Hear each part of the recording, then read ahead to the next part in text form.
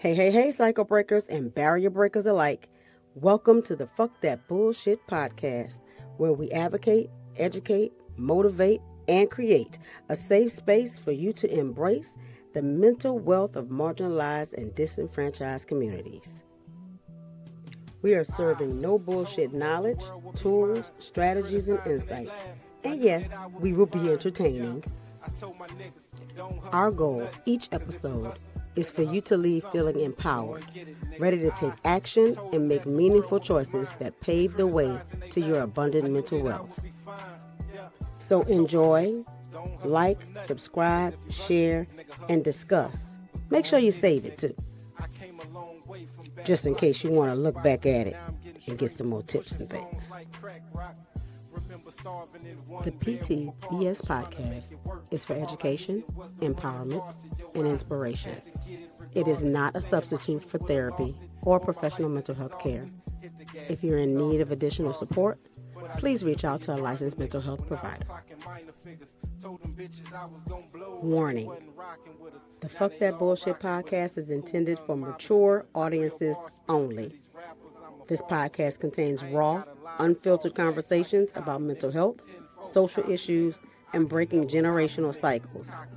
We keep it real, unapologetic, and explicit because healing and empowerment require honesty. We're going to have strong language and adult themes, unfiltered discussions on race, identity, and mental wealth, challenging bullshit narratives without censorship. So if you're easily offended, this might not be for you, and it's definitely not for kids. But if you're ready for bold, barrier-breaking conversations that empower, educate, and entertain, tap in and let's fuck that bullshit together. Let's go.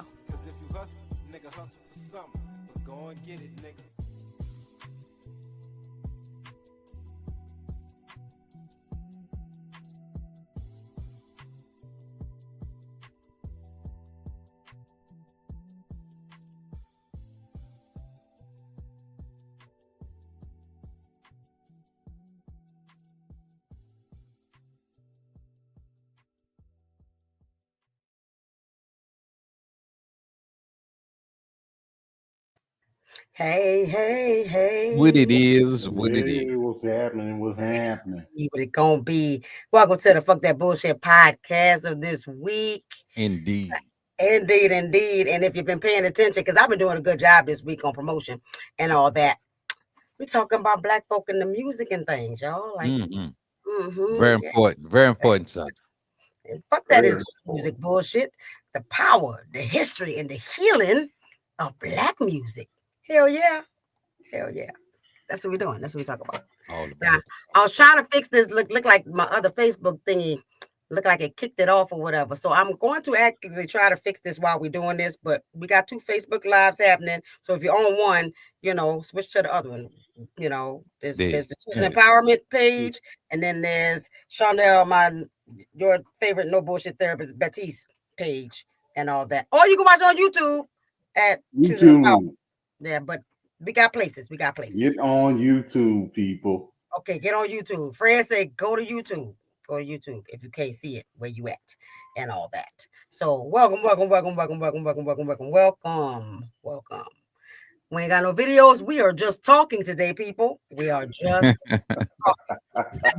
Should be happening. Should be happening. And they're trying to run a business, all that kind of stuff. So I mean, it's fine, it's good. That's what we're gonna do. So real life, folks. Let's start where we start at, though. What we want to start at, like the history. Let's talk history. Like it come from a long time ago.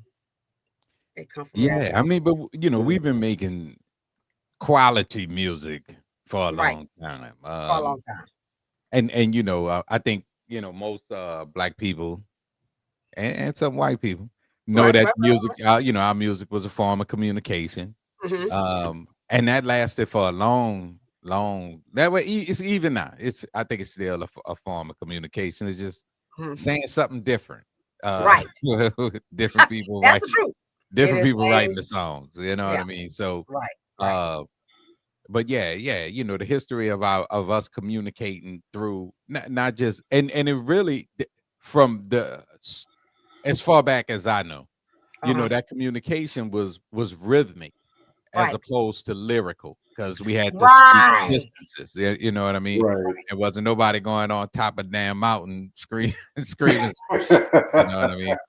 But Right. Right. and that's other cultures too. I mean, we don't have Mhm. the we don't have the copyright on musical communication, but we Right. just talking Absolutely. about us. So Right. So so we black. So we talk about right, black right, people. You right. know what I'm saying? Just So but no yeah, shade on nobody else, but right. all we know is what we know about us. Can't speak on everybody else. Exactly. And That's all. throughout the years it stayed that way. It stayed that way for a long time. Yeah, you know what I Yeah. mean? And I think we cornerstone that. And that's what makes our music different from a lot of other people's music. A lot of as far as white music goes, Mhm. their music always been for entertainment purposes only.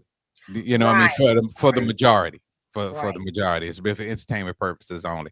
Our Right. music historically has always tried to either tell you something, teach you something, Right. and entertain you. And if y'all really Appreciate that. listen, y'all will Mhm. see that the music that entertains you is also educating you at the same time.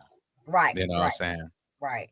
And and of course I don't have detail, but like just generally, like we know, even coming from an African standpoint and Right.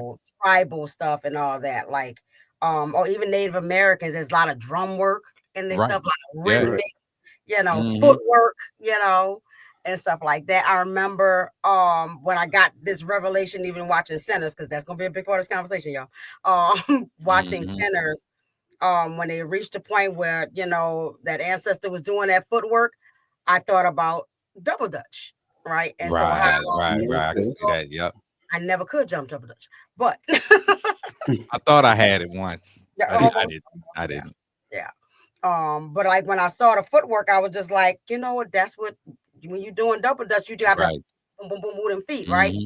and all that. So like, and I watch a lot of um African people that from Africa that's on TikTok or on social media and all that. And when they're doing like tribal dances and stuff like that, like the ability we have, to move the feet fast, or to like jump in a way that looks like you floating before you hit the Right. ground, right? Right.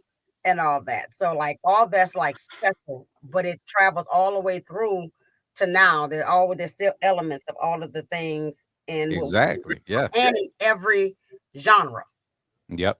in every genre, you know, which is one thing that scene in Sinners brought us to. It showed us, okay, here's all the stuff from the past, but look at how it links up and it all connects, right? There's always the rhythm, and even that part with when Perlene was singing, like the Yeah. stomping, boom, Yep. Yep. boom, right? And I saw an example of that also in Mhm. The Harder They Fall, which Okay. was another awesome movie. Okay. Yeah. Mhm. Yeah. Yeah. Yeah. I know Yep. what part you're talking about. Mhm. Write that down. The harder they fall. Mhm. You haven't Ooh, watched that? ooh, girl, you need to watch. What? Boy, that'll be the best Western you ever saw in your Bruh, life. I for will. And real. and and I think one of the things that make The Harder They Fall stand out so heavy Mhm. is it was that 99.9% black cast, and you Mhm. had Idris Elba in there and Right. Yeah. Jonathan Majors. Uh-huh. Um, it it wasn't look we black. It wasn't Right. that. Yeah. It Yeah. was just You just natural. being. You just being. It was Right. natural. Exactly. Yeah. You just Because exist. I thought that was a Coogler film too, Uh-huh. because of all the the Easter eggs in it. Mhm. Oh, But word, but word, it's word, word. but it's not Coogler. Yeah. I can't remember the Dang, what's guy his named name? I can't remember the I guy can't name that remember his directed name, it, but but yeah, he he's did good. great. Because I Right. definitely said I'm gonna start following all his movies. Yeah. Right. That joint's freaking good though. I No, Right. mean, it's real. I watched Harder They Fall the same way y'all went back and forth to watch Sinners. Really? Yeah, I must have watched Harder They Fall at least 6 or 7 times. Oh, yeah. wow. I think I done seen that joint. I almost know the freaking line. You know what I'm You saying? know the whole monologue. Yeah, Right. I tried to get Melissa to watch it, but I don't like westerns. I'm like, it's not a regular western. It's a better Right. western. No, You know what I'm That's saying? no. right. That's different. You know. Yeah. Feel And that. like you said, the way that they did it, it was like they belonged there. Yeah. Yeah. It didn't feel forced. Right. Yeah, it didn't feel like a Tyler Perry. Right. It said the director is the Bullets. Is that it? It says the Bullets. I don't know what that is.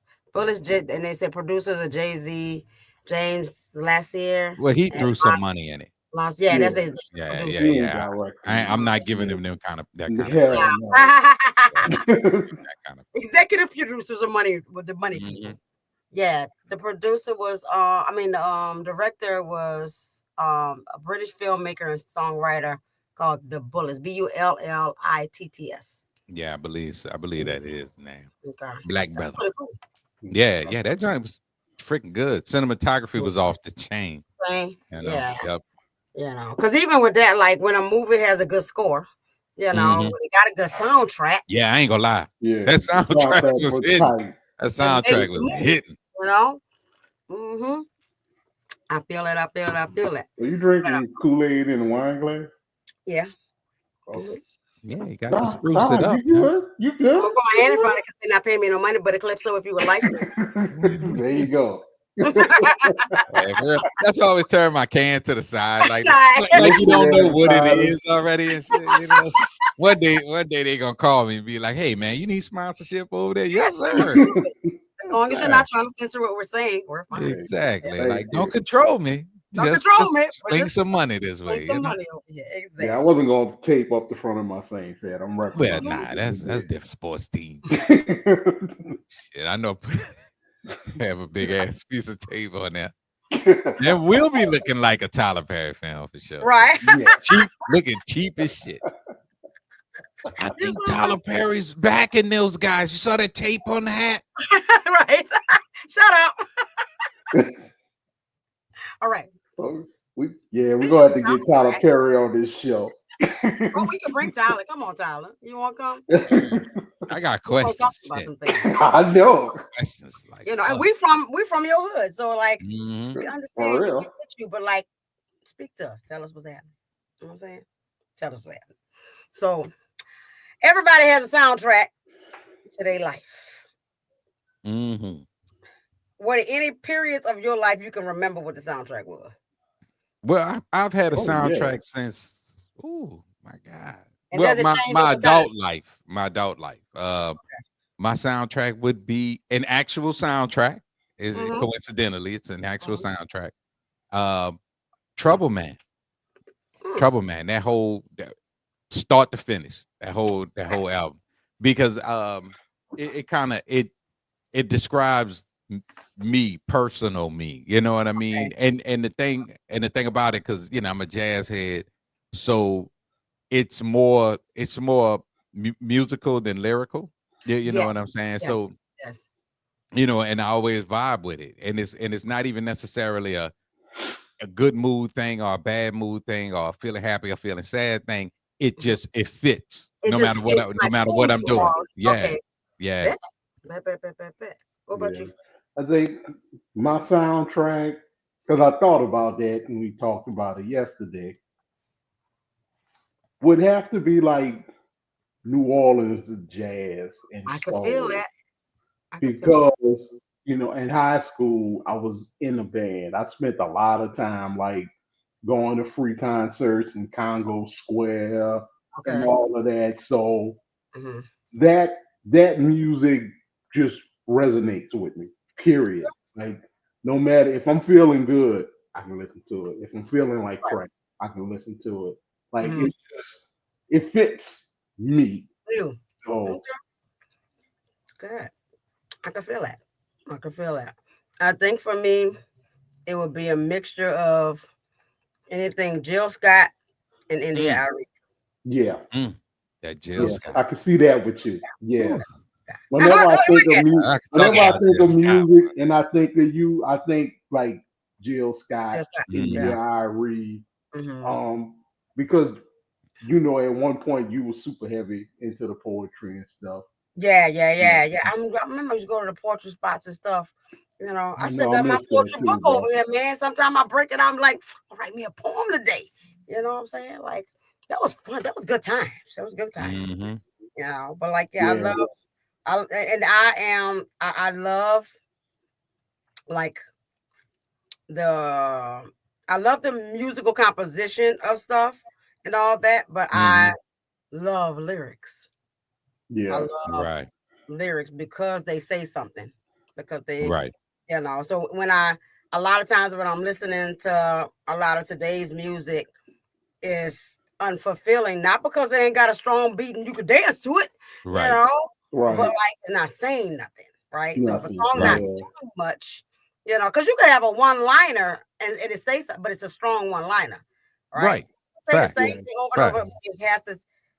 You could say as Black people, we could say the same phrase over and over again, but it'll mean something different every time we say it. Right. You know Yeah. what I'm saying? So, you know, what up, Metal Association? Yeah. Good evening. George. Nurse Nas couldn't get it on Facebook. Nurse But Nas. she's Go on YouTube. Oh, YouTube. you're on the YouTube. There you go. Go to the YouTube. Huh? Spread the word, Nurse I vouch for Nas. that YouTube. Yes, yes. Hey, Nene. Hey. Yeah. Well, we're getting a lot of love here today. Exactly. Well, I did a good job of advertising, and I actually went Yeah. on my page this week, and I actually sent the invite to everybody on there. So I'm getting better. Word. Getting better at marketing. Getting better at marketing. Now, Because you people know don't know. what? While we on this thing with music, Shawnnell, I'm gonna give you some props that I've never given you. Okay. You're the reason why I'm so deep into neo soul. Oh, really? Yeah. All right. Yeah. That's what's up. That's what's up. When we were going to the poetry spots, I think I heard, no, it was not Erica Badu. India Ari. She's my favorite neo soul artist. Yes. Oh my gosh. Period. Point blank. Look, I like to gatekeep my Black stuff because this is a Black podcast talking to Black people. So I got to say, like, if you ain't on that India Ari, get on the India Ari. Man, she got a new joint out now. Yeah. And plus, when I moved to Virginia, and I actually got to meet what's his name? Oh damn! What do you think? Brown Sugar. Oh, D'Angelo. Yeah, because he's from Richmond. So I actually got to meet him at like a poetry club out there in Richmond. Yeah. You know, I found out all my friends was like stupid because none of them was into that. So, yeah. They said D'Angelo created neo soul. I mean, I disagree, and so does D'Angelo. Now, D'Angelo disagrees with that. Yeah, you know what I mean? Because if you go back and listen to Denise Williams' old jazz joints, she was doing that. She was doing that in the 70s. So, and that was his point too. He was like, "Yeah, they keep saying that. I ain't really feeling that, you know, because I think no, people you know don't acknowledge. People don't acknowledge like how the progression goes, right? So, like, if we go to Africa and we talk about the drums and the rhythms and all that stuff, and then you get slavery, you get old Negro spirituals, right? And all that, and those were messenger songs or sounds of survival, and you know, we just trying to figure out how to make it and all that, and then you start incorporating in order to, you know, like going back to Sinners, like when Delta Slim was in that car telling that story, right? Okay, and he's like, you know, this horrible thing happened, and you can feel the pain, you can see it in his face, and he said, there you go, right, and all that. I can remember that in my mama. I can remember that in Mimi. Yeah, I can I definitely remember it, Mimi. Seeing that pain, even as a kid, as a young person, but they sang it out. They sang it out, right, and all that. You know, Wade in the Water. You know, Sweet Low, Sweet Chariot, right, and stuff like that. Those are songs that try to help fulfill that pain, like a place to put that pain. And all that. But I think the same thing with neo soul, because you go from blues to soul, you know, and soul and neo soul comes out of soul, right? You got jazz intertwined, blues, soul into gospel, right? And all that. All of it is like there's a string attached to all of it, right? Right, yeah, because I mean, if you listen to especially like Ray Charles old shit, all he did was took gospel music and turned it into ballroom music. You know what I mean? Because the whole the setup, the rhythm, the cadence, it was all the same. Which was why Black people were drawn to it. Because if there's one music that we all had and we all shared, it was that gospel music. You know what I mean? Yep. Absolutely. Yep. So like, because it's all tied together, and of course, as we know, the culture vultures will always take what we got and try to use themselves, right? And all that kind of stuff. So then, like you said, like Motown era and 60s and 50s and all that, what Cadillac Records was one that showed it. Dream Girl showed it, right. Where they would make a song. He's like, I got a Cadillac. That was a good ass movie. Like, I didn't think I was gonna like it. So like they flipping it and all that. As we was researching this week, I found the original You Ain't Nothing But a Hound Dog. Okay, what's her name? I forgot her name. I forgot her name too. And they was showing, and somebody like colorized the video of her or whatever and all that, and it was fire. And coming out of her mouth, it make perfect sense, right? And I'm like, why he even took that song? Because, because she was talking about a no good ass nigga. That's exactly what she was talking about. Well, so back then too, like when a label took your music, because basically it was really nothing that we could do about it. Once they snatched it, it wasn't your song. It's like Lil Wayne jacking your song. It's not your song no more. Lil Wayne's song now. So there was really nothing you could do, and they just gave it to whoever they artist was. Because you got to think about it, they was fucking over the artist too. Right. So, but I mean, they still doing that. That ain't never changed. Back then, it was like so blatant. It was like crazy. So they just sung whatever they had. Like you said, Dream Girl showed it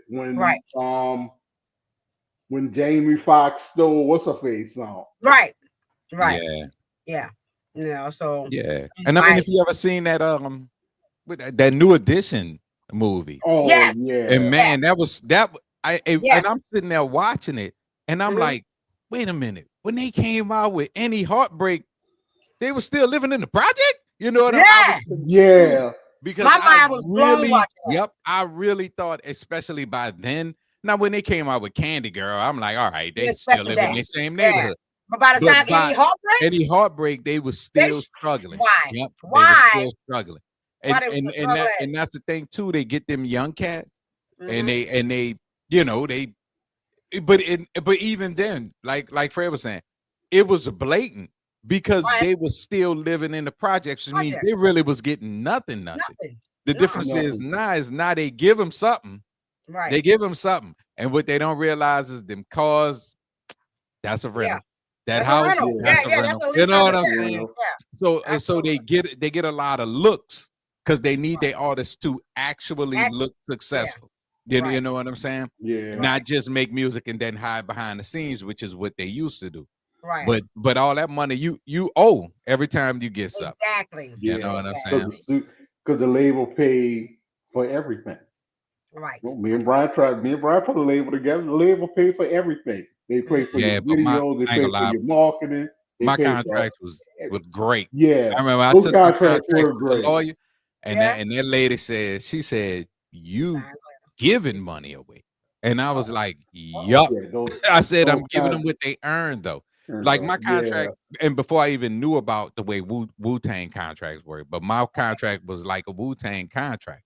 You know what I'm saying? When with G-Funk Records, because on average the artist only gets like 1% of record sales. So I was like, no. You get 75% of record sales. I get 25. You know what I'm saying? Because in real life, the studio we had, like Six was our producer. So we didn't have to pay for an outside producer. We got our own person. You could pay for an outside producer, but that'll just come out of your pocket. You know what I'm saying? And the studio we was using, we had been using that studio for so long. Dude basically was charging us little to nothing. And we was going up in there. If we had 5 songs to do, we practice for a week in my living room. We hit the studio, we pop them songs out like that. You know what I'm saying? So, you should be ready. It was. But then again, I was in it for the love of the music. I wasn't in it for. I wasn't in it trying to get over, because we all gonna get. You know what I'm saying? Right. We all gonna get. You know. Yeah, I can feel that. All right. With social media now, labels shift marketing onto the artist, so the artists getting more of the burden themselves now. This is absolutely true. Yeah, that's true. Charging them the same though. Yeah. You know what I'm saying? That's the case. Charging them the same. And but then now it is a little easier, because an artist can get on and do an Instagram and basically just be going shopping. You know what I'm saying? You walk with me through my regular day for 45 minutes. Right. And that's they advertise. Nigga just had their own song playing in the background. Exactly. You know what I'm saying? TikTok has been good for that for people. Right. I found so many nice jazz artists, like new artists and stuff on TikTok. Man, they fire too. And so, because they learning to, like, there's more independent artists now, because they like, I'm not doing that record label mess. I'm going to continue to like promote myself, right? And all that, and let my audience find me, because I think it's also Nurse Not said, well, artists really took the marketing over and I ain't gonna lie. That's real too, because they all learned from Tribe Called Quest, New Edition. Prince made a serious ass point. You know what I'm saying? And for those that those that are serious, you know what I mean. A lot of them kids, they just doing what they told. They give them 10,000, give them $15,000-$20,000 in cash. That's more money than they ever seen. They just follow suit. And they just follow suit and be like, man, here's a ugly ass Tesla truck on 26s. You know what I'm saying? And they feel like, boom, I done accomplished it, but they still trying to go for that hood rich mentality. But then you got people that understand the business, like Jay-Z, that understand the business and then built the business out of it. Problem is he ain't on enough podcast talk shows or doing his own shit, letting them other artists know. And I'm not saying that he don't do that at all, because I don't know what he do. I'm just saying that for a person to be that popular, if he was doing that, that would be that popular as well. You know what I'm saying? So a lot of times the cats that figured out and then keep that knowledge. They keep it. Yeah, exactly. But you can't be special if everybody went in the same way you went. You know? Right. I feel that. So we talked a little bit about African roots and how the drum is sacred and not just an instrument. Is used in ritual, prayer, war, healing, initiation. We just talked about footwork and dance and storytelling and praise. And when we couldn't talk about the things, we use music, right? Couldn't talk about suffering, so we use music. We couldn't express ourselves just by talking and saying what we need to say. We don't stick it in the music, right? Right.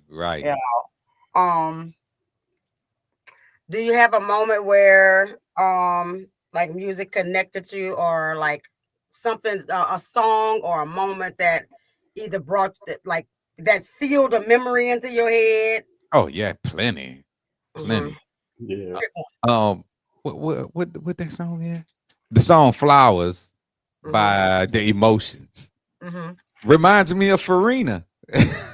while I was cooking that Farina, and the song was playing, and I was like, and every time I hear the song, I'm like, damn, that goddamn Farina. You know what I'm saying? That Farina pissed me off. You know what I mean? And a lot of songs, a lot of 80s pop takes me back. You know what I'm saying? A lot of 80s pop takes me back. I think a lot of the majority of R&B, because I'm constantly listening to it from then even to now. You know, it's always around. But like if I hear some Duran Duran out the friggin' blue, I'm like, man, you know, That's funny, because Duran Duran reminds me of you. Yep. Yeah, I was always bumping that Duran Duran. Duran. So we was hanging out and stuff like that. Yep. You know, we was listening to Duran Duran. So that's what that's my sealed memory. You know. So you got any sealed one? Love You 1,000 Times Mm-hmm. reminds me, and Brian might know it's before I even start talking about when we was growing up across the canal on Delaware Street every Saturday. Mm-hmm. That was our cleanup song. Word. Wait, what by Smoke who? gets in your Oh, the Planners. the Planners and The Mhm. Smoke Planners Gets in and Your Eyes by Johnny Mathis. yep. Mhm. Yeah. That was that and that Marvin Gaye. That was the cleanup Yeah, music. that Matter was the cleanup music. of fact, you can ask any of my kids, and Mo know that on them cleanup days, I used to play that same Marvin Gaye album. Yeah. Yep, Okay. same Marvin Gaye album. That's what's up. That's what's up. Yeah. And I realized And go ahead. the beautiful part about that, none of those times were bad.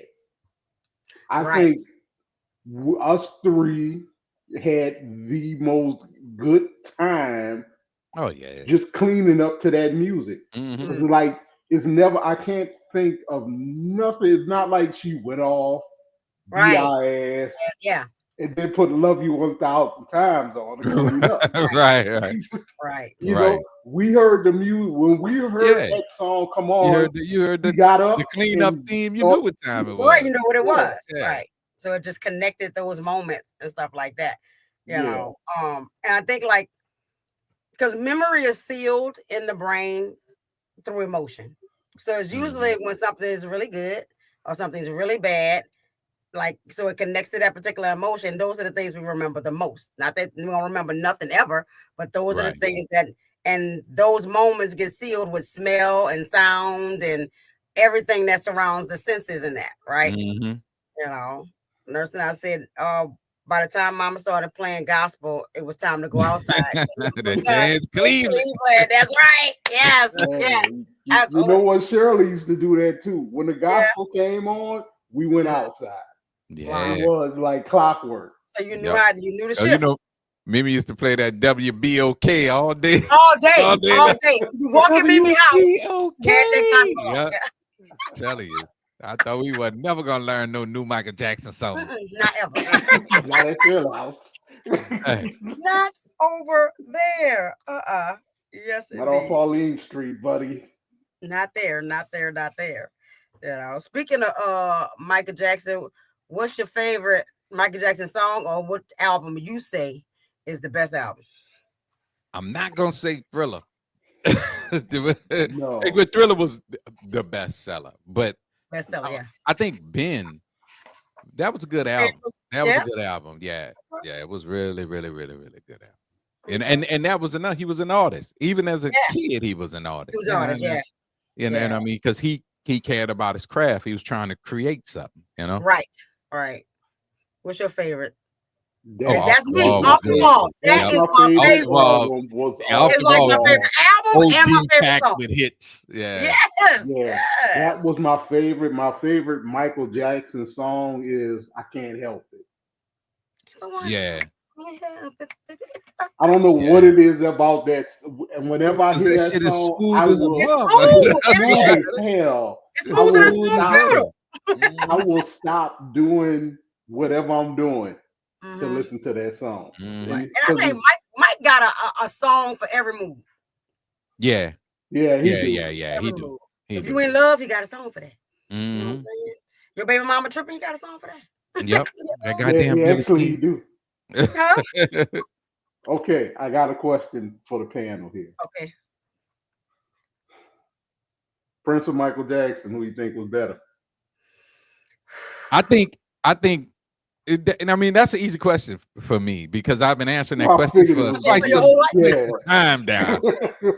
I think there is no comparison between the two. That was always like an odd pit against one another because what Michael Jackson was doing and what Prince was doing was two completely different things. You know what I'm saying? I'm glad you said that. Yeah, Michael Jackson was trying to save the people, the trees, the animals, the oxygen, make it a better place. The holes in the ozone. He was trying to save everybody. Make you look in the mirror.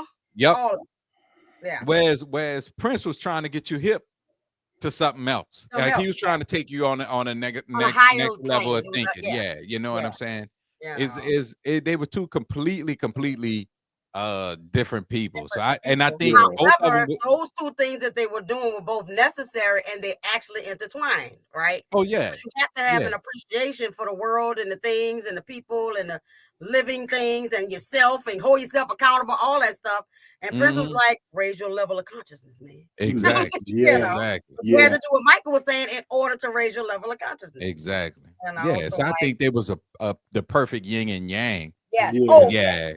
I did, but because and Prince was always fucking with Michael Jackson anyway. Like, he was the bully, the man. You know what I mean? Because Michael Jackson wanted Prince on Beat It. Like if you watch the video, that character that Wesley Snipes played, he wanted Prince to do that in the video.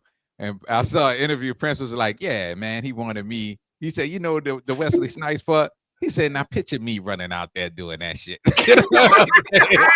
He thought it was funny. But what Prince did do, Michael Jackson, after he finished Beat It, the song, he sent it to Prince, on some Tell Me What You Think. Yeah. Prince took that man's song, redid it in a Prince way, sent it back and said, "This is what it should sound like."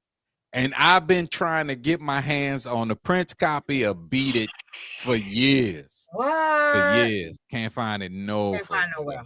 I'm gonna have to get my fucking MI6 hat on to find that shit. Because I bet that shit sounded dope as hell. Yeah. Oh man. But I'm glad you said that because I've been saying that for a long time. When Michael Jackson came up in the Motown era. Right. That I think a lot of people don't remember or realize. He came up in an era where that was the music that they were making. Even when they got older, they didn't too much get away from that. He didn't divert from like that. Yeah. Prince came up when we were teenagers and young adults. Well, no, really. Prince came up under Rick James. Prince came up under a funk group because when Rick James went on tour, I know about Prince shit. When Rick James went on tour, Prince was still like doing local clubs in Minneapolis. And Rick James was at a club in Minneapolis, saw Prince perform, and he was like, "Yeah, I'm taking that cat on tour with me." So he took Prince with him and had Prince opening for him. Prince would get out on that stage and tear that mug up. Rick James was like, Rick James was like, "This nigga gotta go." He is upstaging me. He got to go. And it turned into this whole challenge thing. He was opening for Prince, and I mean, he was opening for Rick James, but he was like blowing it up. So Rick would come on behind him and try to outdo him. Like Rick James was cutting his speakers off, cutting the lights out. It would turn into a bunch of bullshit, man. But now, so basically, you saying Prince pulled a Bernie Mac on Rick James like Bernie Mac did on Steve Harvey.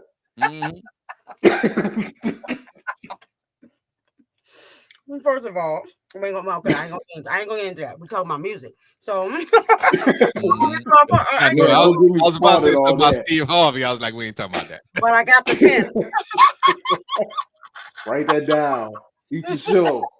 That's a show. Oh, that's a show. Okay. All right. So let's move into colonization and culture vultures.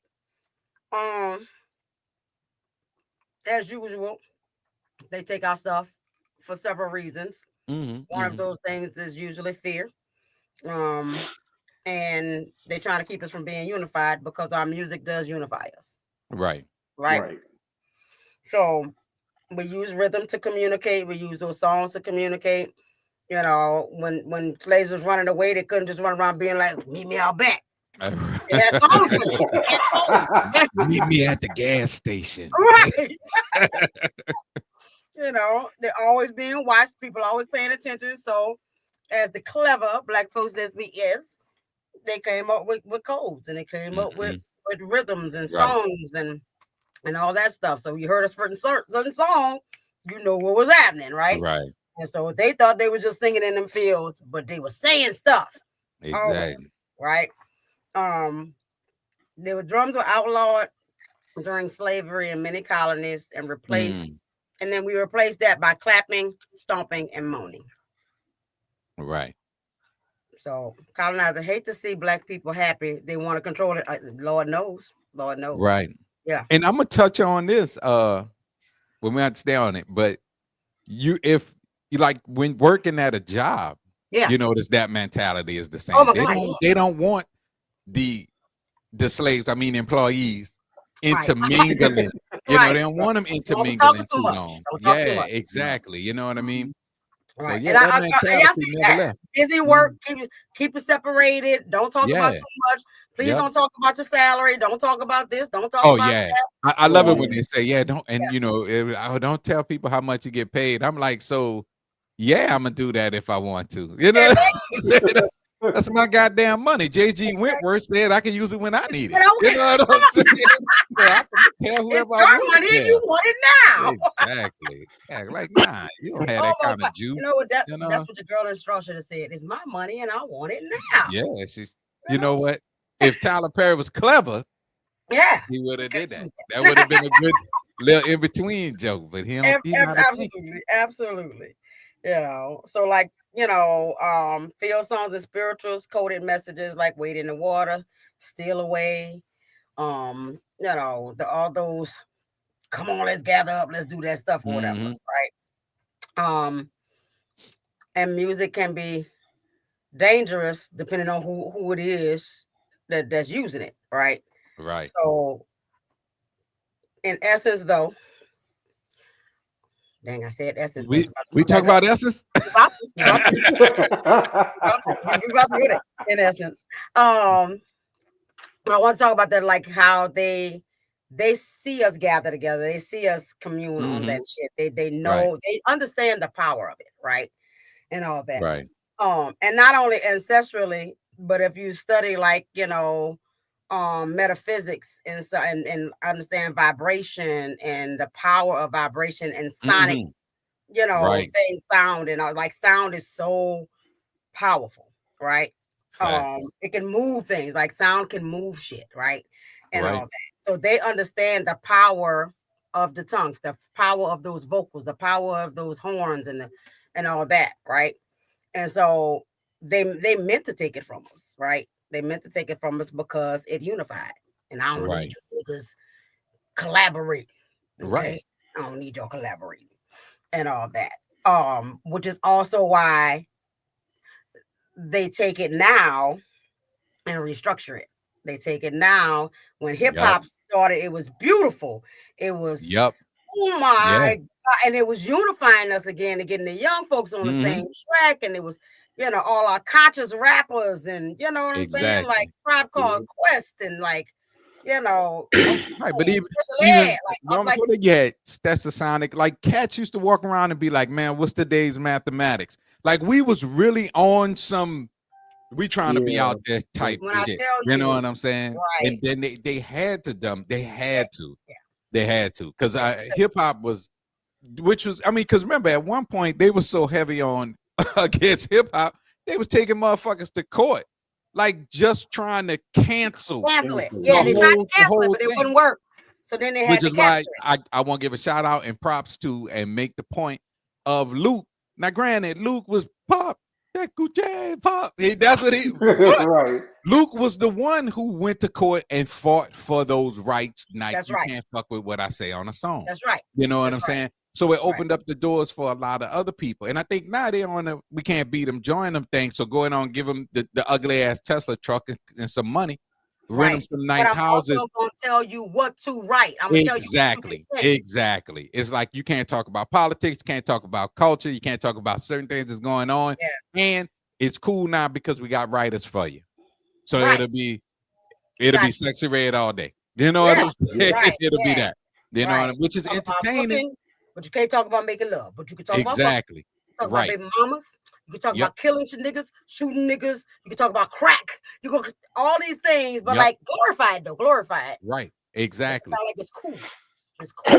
Right, because Get the money, get the stacks. Even our music that came off sounding harsh, you know what I mean, or negative rather, wasn't. You know what I mean? Because a lot of people look at NWA like NWA was a negative. No, them dudes actually a positive group. Right. Because when they talked about what was going on in the hood, they talked about or rapped about rather what was going on in the hood. They did not necessarily glorify it at all. You know what I'm saying? It was more like you do this and these are the consequences.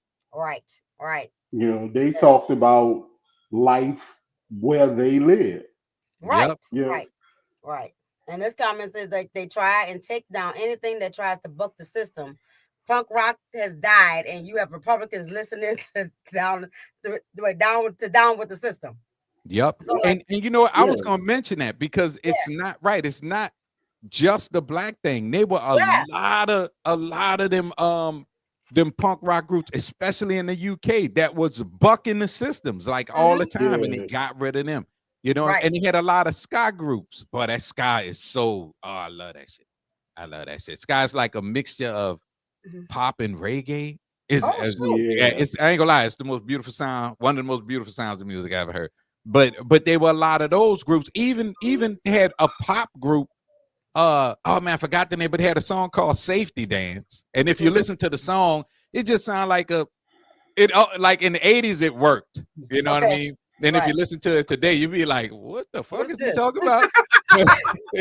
But it was actually a rebellion song, but it was tucked away in this kind of poppy, happy kind of sound. And they was complaining about the way the bouncers wouldn't allow them the freedoms in the clubs to, you know, express themselves and, you know what I'm saying, to dance and do whatever it is they was doing. So and coming back to us, they took all that from us because we started that shit. But anyway, we gotta mention it. But you know what I'm saying, I'm down with anybody's, you know, rebellion for the right thing, you know. Absolutely. You know, and the 60s and 70s had a lot of that rebellion hidden and tucked away in songs and stuff. So let's talk about lyrics. We're gonna talk about lyrics. So because music can be used as protest, praise, and power.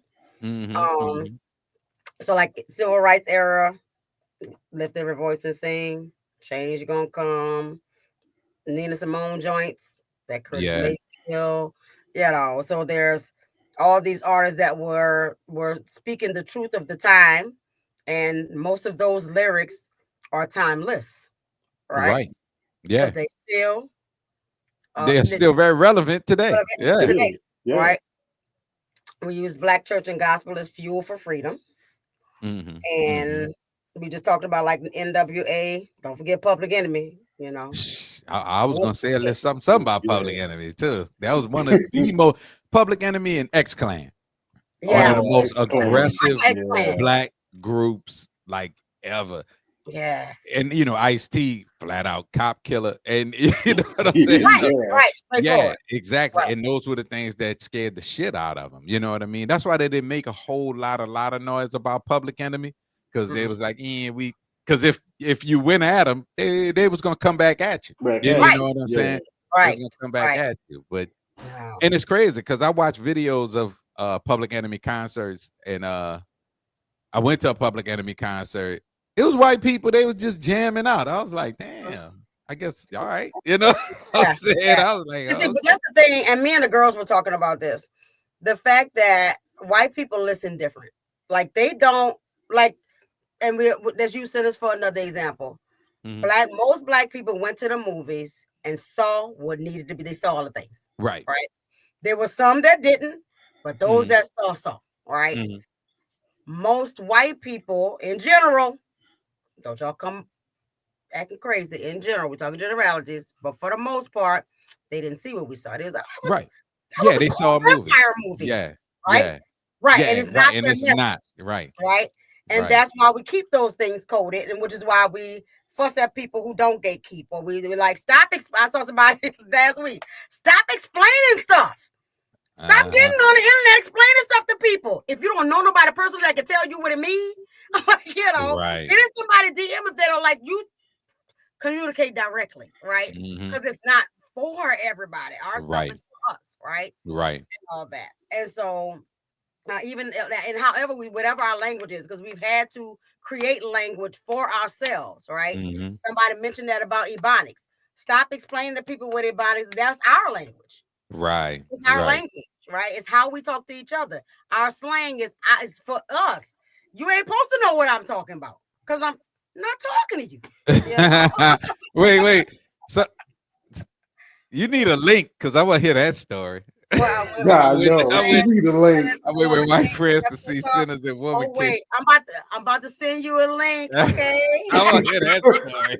No. I want to hear that Send you a story. link right now. Because I can't tell you how many borderline arguments. And I love Woman King. I love Woman King. Yeah, that Woman King was love Woman. Viola Davis, first of all, is like my new.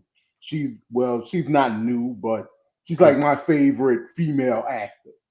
So she replaced Angela Bassett. She replaced Angela Bassett. Hey, but Angela Bassett ain't went nowhere. No, I know, but Angela Bassett is like 1A now. Like right. Viola Hill, Angela Hill. She ain't gone that far. Don't let Angela hear you say that. But when we talked about Woman King, the only thing, and especially colonizers, because y'all know I love Black Panther. So the only thing they could say is, see, Black people sold slaves too. Right. And I love those conversations. I know, right? Because Black for One, we already did that. Right. And that was always the conversation. It was never an argument. They wanted it to be an argument, but I'm like, already knew that. Right. Mm-hmm. Right. These were people that they were in war with. They took them prisoner and they sold them because the white man was giving them shit. Right. Yeah. I mean, the other than whole that, thing, probably gonna wind up dead anyways. Right. I was like, the whole. If you pay attention to the movie, the whole thing with Woman King is that she wanted to get away from doing that. Why are we selling our own people?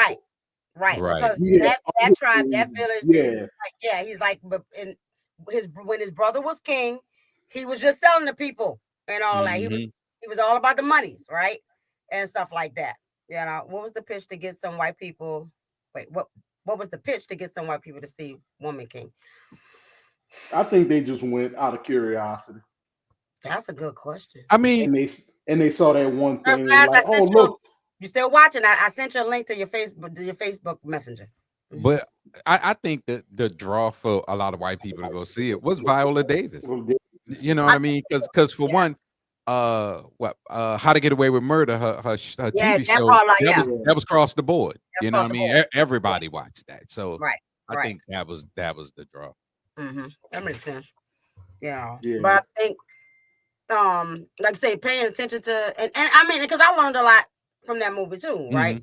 And the fact that, you know, they had to try to protect their own people because another tribe did get all money hungry, and there's always going to be some people that's not doing the right thing in every situation, right? And so that particular tribe was drinking the sauce. So they said they was gonna sell the people, and we're gonna kidnap folks from other tribes too and sell them folks, right? They're trying to get money up. Became a business for them. Like exactly. Essence. But you know, we're gonna talk about that later. But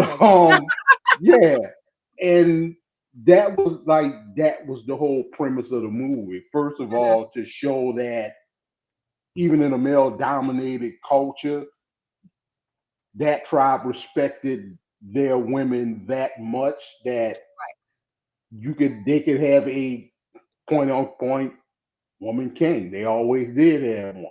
Right. You know? Right. And then her whole premise was, you know, this is why are we selling our own people?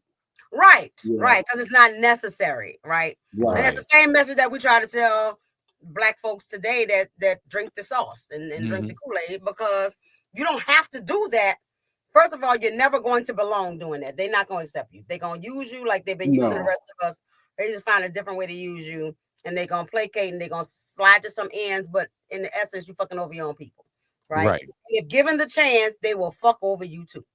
Right. And they will eventually Eventually, they will get that. once your value ends, yeah. Right, exactly, and all that. So even with artists and all that, when you're like, okay, I know you get in the bag, but like, why would you preach that to your own folks? Why would you say that to your own folks? Hey, preacher man, why would you sell that dream to your people like that? Right. Like these, but the issue even with that though, which I ain't going to go too deep because this is a church conversation, but it's the fact that people actually believe what they're saying. Right. You Yeah. supposed to believe your bullshit, and then you spreading that bullshit along. And if you're an artist, you're spreading it along in music, right? Right. But I also realized, because they talk about Illuminati, right, and all that. Well, I started paying attention to words, and the root word of Illuminati is illuminate, right? Right. To enlighten, to Mm-hmm. show, right? I Right. saying, so if in fact we have Illuminati up there, then it will make sense that there's messages in between here, but you better pay attention to how the message is laid out, right? Because the more I listen to music and the more I grow and the more I heal, I hear the messages. I was listening to stuff last night. Well, first of all, I was listening to stuff last night, and please forgive me, but a lot of Aretha was coming on, and I was like, Aretha music was sad. Like there was a lot of niggas fucking over her kind of shit. And it was I'm in love. And then it was like I'm a chain of fools. It was like, cause I never Right. Yep. And all we got was a I love him, but he was reincarnation. fucking over me. Was the reincarnation of Aretha Franklin was Mary J. Blige. Yeah. You know what I'm saying? Because she flow on that same, on that same line. But going back to something you said earlier, Illuminati. When I did my Illuminati research, the original Illuminati group was a group of scientists who were at odds with the church. See? They were like, well, we hear what you're saying about that, but really what happened was that wasn't God putting his hand over the moon. It was an eclipse. Right. Okay. So they were at odds with the church, and what the Catholic Church did was had all of them killed. Yeah. Yep. Burned one dude in the middle. Demonized that. Yep. The whole Exactly. Deal. Set one of them on fire in the middle of a fucking town. So yeah. So the Illuminati originally had a point. This make believe bullshit. Right? Yeah. He sold his soul to Illuminati. Yeah. You know what I'm saying? I think that's a lot of propaganda because, like I said, if because again, if you listen to lyrics and listen to the meaning and the things, and when I went to that concert, that when they bought me that ticket and all that, I remember like Joe was singing some of the songs that he had written, not necessarily that he recorded, right? And all that. And so one of them was Piece of My Love, right? And so he's singing it. He was like, you can have a piece of my love. He paused. He said, y'all listening to what y'all singing? He said, I know y'all jamming and stuff, but like, do you hear what I wrote the song. Right. Do you hear what, like he's trying to awaken people right there in the fucking concert. Right. He an old school artist, so these are old school people, right? And all that. He say, you hear? Y'all don't hear it. You can have a piece of my love. It's waiting for you, right? And the whole time I'm like, I hear you, Joe. I hear you. I peeped that game already, right? And all that. And while sitting in there, because the Music Soul Child too, right?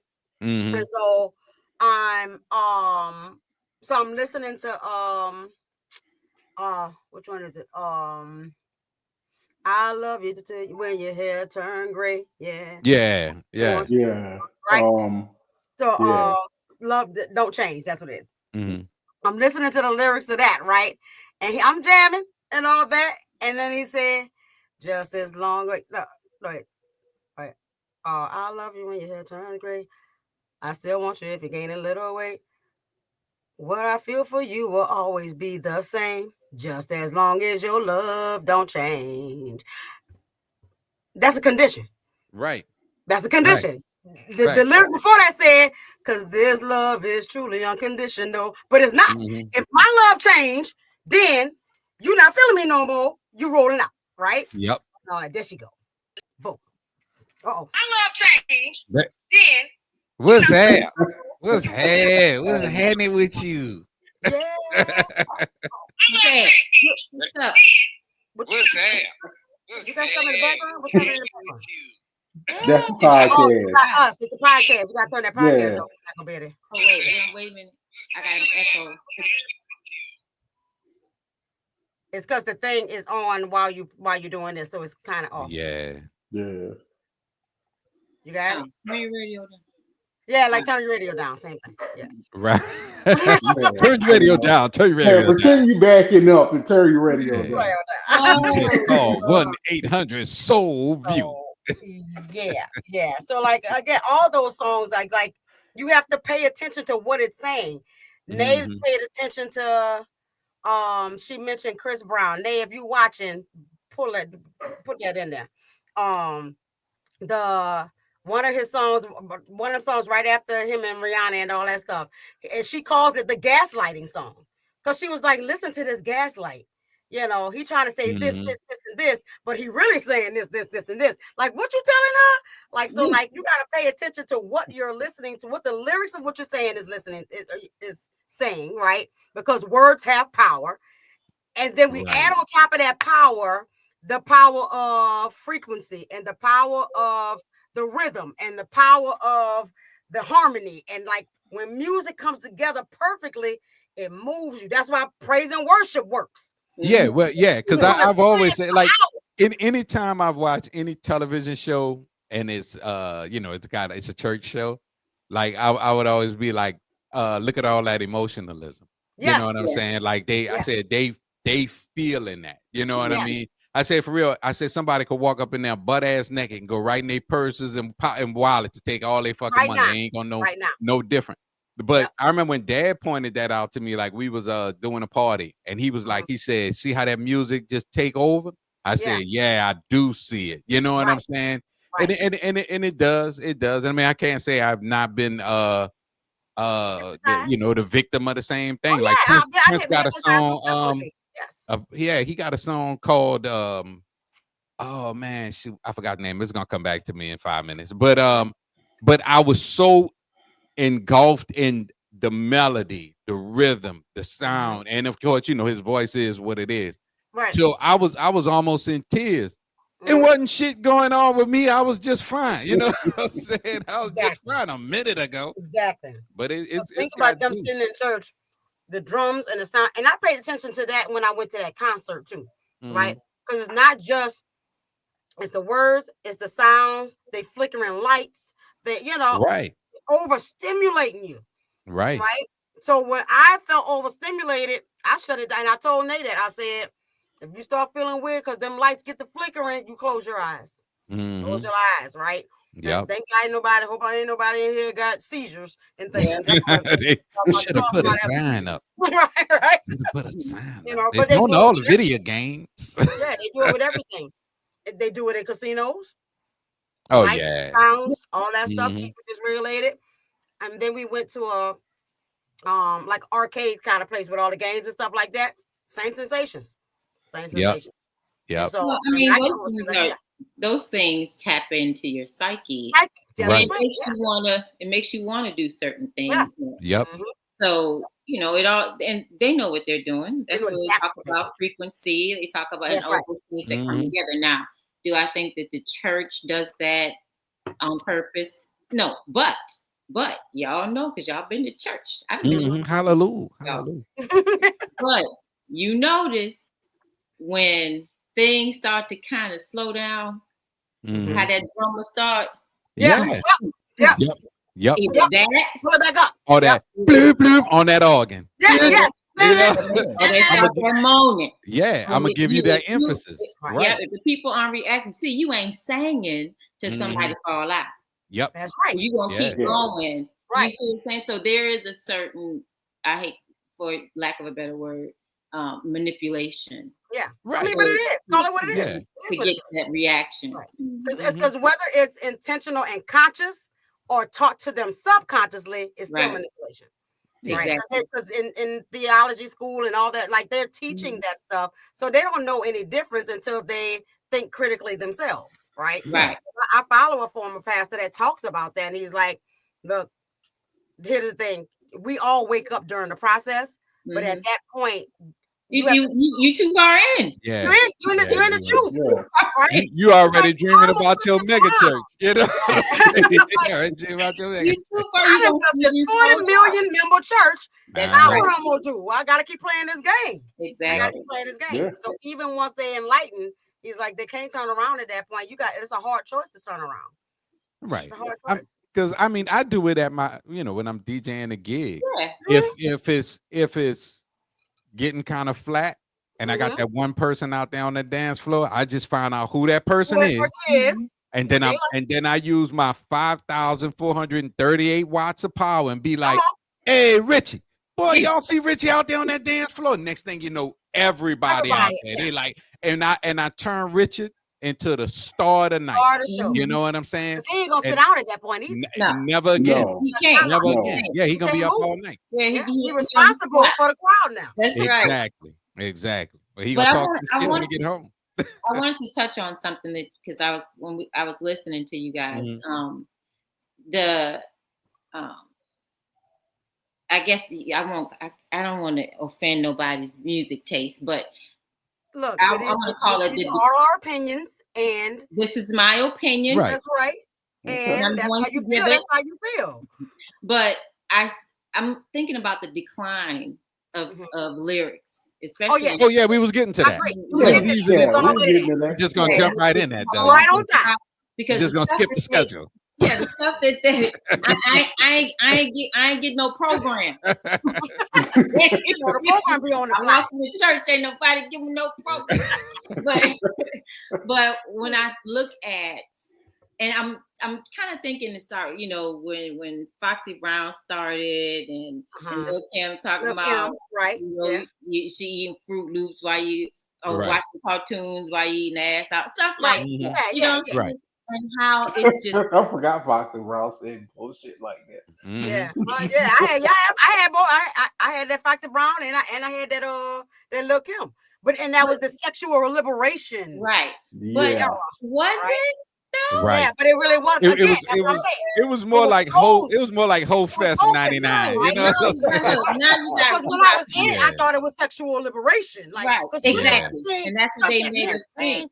But you just and you know what wound up happening now after we've gotten all that sexual, and women's empowerment and all, and there's nothing wrong with that. I'm this to a certain degree.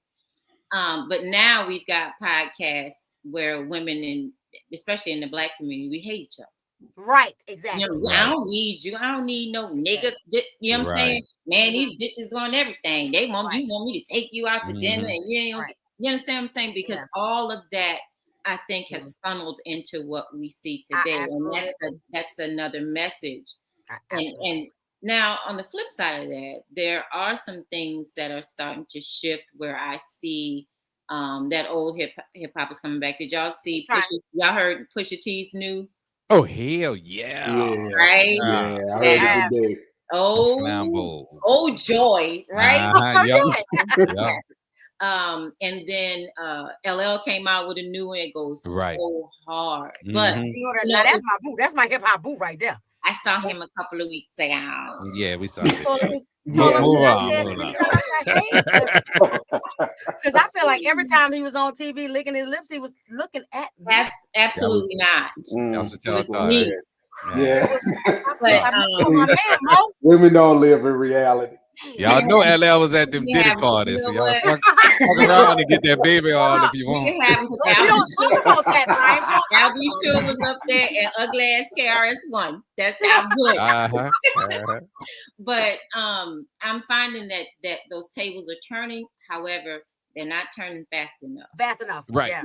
We have this but it was almost like they saw the music that Fight the Power, like we were talking about. Yes. And then it went into, before Fight the Power, it was, Unity and, with Curtis Mayfield and, of course, even them glorifying the hood, and the pushers and, I'm your pusher man and super high and all that stuff. And then it went into, Stevie Wonder, and I was talking about living for the city and talking about the condition of Black people. And then, and then of course we had the gospel music and all those things that came into play. And then it went from that to NWA and Public Enemy was like, fuck that.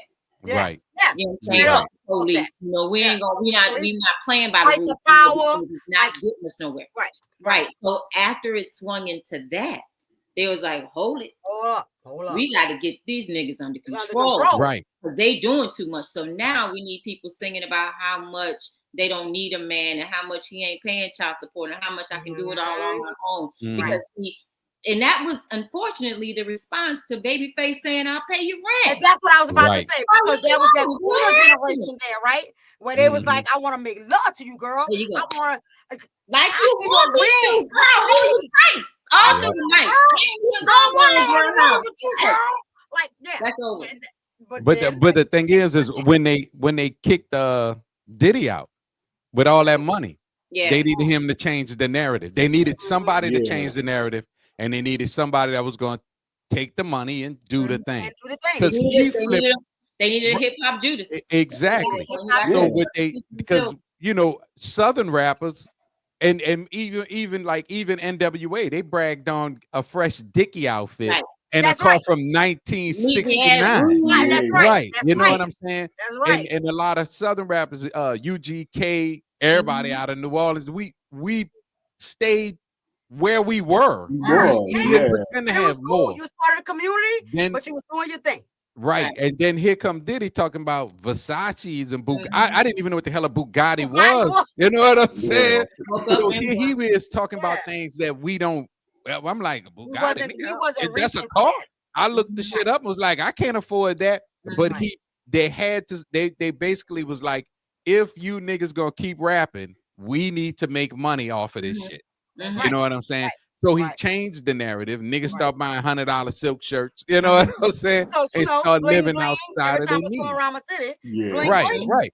Exactly. So when the narrative changed to that, once they saw they had that bit of control, and now, like I said before, a lot of these new youngsters, because they're influential, they're easier to buy and easier to manipulate, and we can write your music for you. Right. So now you go from having artists to performers, because nobody's creating. Nobody's creating shit. Niggas just performing the shit that they got. You know what I'm saying? They create their image. Whereas remember, artists was creating their own image. They were completely independent. And they went to labels like, you got to take me. This is me. You know what I'm saying? Now you could be a regular nerd dude, but once that label get their hands on you, next time they see you, look like a totally different person. Makeup artists, you got a whole entourage of people to make exactly. Yep, a shitload of strangers walking around with you every day. That music, back then, you weren't even considered a rapper if you couldn't write your own line. You had to be legit. On the block. Somebody could write your R&B and all that stuff. Yeah. If you rap, you had to write your own stuff or you weren't considered a rapper. Exactly. No. And just like what Mo was talking about with Lil Kim and them, the reason why they wasn't, the reason why Lil Kim and Foxy Brown was like the only two, because they were the only two that was running around on stage halfway naked, is because they had to compete. They had to compete with Queen Latifah. They had to compete with well, I can't remember her name. Y'all know who Moni Love. It was a Moni Love. They had to compete with all of them. And at that time, we was looking. She was there too. She was there. She was at the concert. Oh yeah, was at the concert too. Damn. She performed with Busta. But just like Brian said, as it went on, this is what they want. They wanted the Foxy Browns, the Lil Kim. So the Foxy Browns, the Lil Kims started making more money. That's right. Than the Queen Latifahs and the MC Lights and all of them. So if you wanted to be a female and get in the business, you had to show your ass. Yeah, you had to be naked. You had to talk about raunchy shit. You had to disrespect yourself. All the things, right? And that shows up in real life, like, because have you seen Lil' Kim, right? Mm-hmm. Because she objectified herself, and after that, she the not loving myself shows because she did all the surgeries and all the things, and now she don't even look like herself. And she was a beautiful young lady, right? And all that, like what? Freaking out, and all that. So it didn't benefit you, sis. It just didn't. Yeah, and what? Foxy Brown lost her voice. She lost her voice. Yeah. She lost her voice. The only one. I think she lost her vision too, right? Didn't she go down? I thought it was yeah. She didn't lose her voice, right? She went there. Yeah. So the only one I knew it when I saw one that was there, but ended up she went to jail behind that bullshit. Remy Ma, she was the only one that was like in between the Lil' Kim and the Queen Latifah, but she kind of stayed true to herself. Yeah, which got her ass locked up. Yeah, she was a hip hop artist. Yeah, which got her ass locked up, but she was true to herself. She didn't run around funny ass naked and shit. Right. But that music that you were talking about, Shawnnell and Brian, with the purple ties and the Bugattis and the Versace, right? That all played to the drug dealers. That's right. We didn't have that money, right? Yeah. So we kept them in the street. Yeah. You know what I'm saying? And there was no music like Curtis Mayfield talking about how your drug dealing ways is messing with. You know, Gil Scott Heron's talking about heroin and crack. There's nothing to combat that. So they just kept on with that, and it was like, look, we getting money, and everybody, and that was during the time when nobody wanted to really work because everybody was fine at working at McDonald's because you got your little paycheck and you went, you got your little picks or whatever. No, it wasn't enough. So all of those things shifted us into a really dark place, and even though the music was sparkly. Right. That time in the was horrible. Black people was very, very dark. And I think they created it that way. It all went together. And that's when we talk about systemic racism. That's a part of that, especially when we're not the ones funding the music that we're doing. Right. That part. Yeah. Shoot. And I mean, I've always said it's like there's a crap load of white rappers. Ain't none of them murdering the whole fucking neighborhood, though. You know what I mean? And I watched the interview Scott Storch, he's a producer. And he was talking about this Jewish kid that came around that NWA time. And he had, gangster lyrics and blah, blah, blah. And what happened was his neighborhood full of Jewish people came to his studio, bought out his contract, and then sat him down to the end of that contract. Dude never made a record. Not doing that to our exactly. I mean, what was the name of that group? Them three white boys, wasn't it? Third Base. What was it? Third Base. Third Base. They're gonna be here in Syracuse, believe it or not, next month. Yeah, Third Base was cool. They was down with Tribe and Dave and shit. That speaks to your point. They wasn't killing nobody. They was exactly right. Yeah, they was out of native tongues. Yeah, and all them cats was making just high quality ass hip hop. That's it. Right. But so that kind of segues into what we're listening to now. God help us. But that's why we need the Kendricks. Oh, well, listen, y'all heard Drake's new one? What did I miss? No, I didn't. Oh my Drake God. had the nerve to put out a new album. I'm K-Dot for life. I don't listen to Drake. Exactly. I don't even listen to him. He is so hurt. He's talking about all people who, how could people say they my friends and they went and listened to K-Dot? I can't believe he about to be on his Kanye West shit. That's pretty much. Then the fake abs. I saw Joe Biden was talking about that.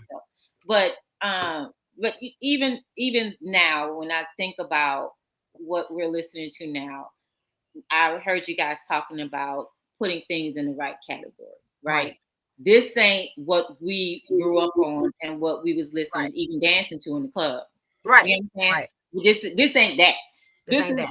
Just some booty shaking. Let me take it. And half the songs I've never heard a whole song. I just hear That snippet. I just hear the snippet on TikTok. And then they replay that thing, and then you would hear the whole song. You'd be like, oh, "What is what?" Yeah, but I don't hate it. Like I love Cardi B's new song. Yeah, you know what I'm saying. I'm about to pop out because it's hotter. I'm going outside. Right. You know what I'm saying. And that's also I think all of it has its place, right? There you go. For what it because having a place for what it is, because it's like there's like we're talking about the soundtrack of life, right? Of your life. What's your soundtrack right now? My soundtrack was Superfly because that's the time that I remember the most growing up with my siblings. So I was the youngest. It was that doom doom doom doom. That bass line. I can hear it. That's me walking through my little life. I feel that. We always gotta have a soundtrack. I'm about to go watch some 70s movies. I know. I'm telling you. And I love when we get on this research stuff because I like last night I got stuck in this space of listening to old school stuff. I started a new playlist for my mama. I was like memories of my mama because some stuff will come on and I'm like, man, mom used to jam over that, right? Yeah. That reminds me of my mama. So I was like, no, my mama gonna have a whole playlist. All right. They swore they was doing something with that 2-step, but baby, they was baby. And did. But those things were necessary. They're so necessary. But I also paid attention to like my brother, like after he got divorced and was going through his thing, he was on that dirty, raunchy, whole ass hip hop, right?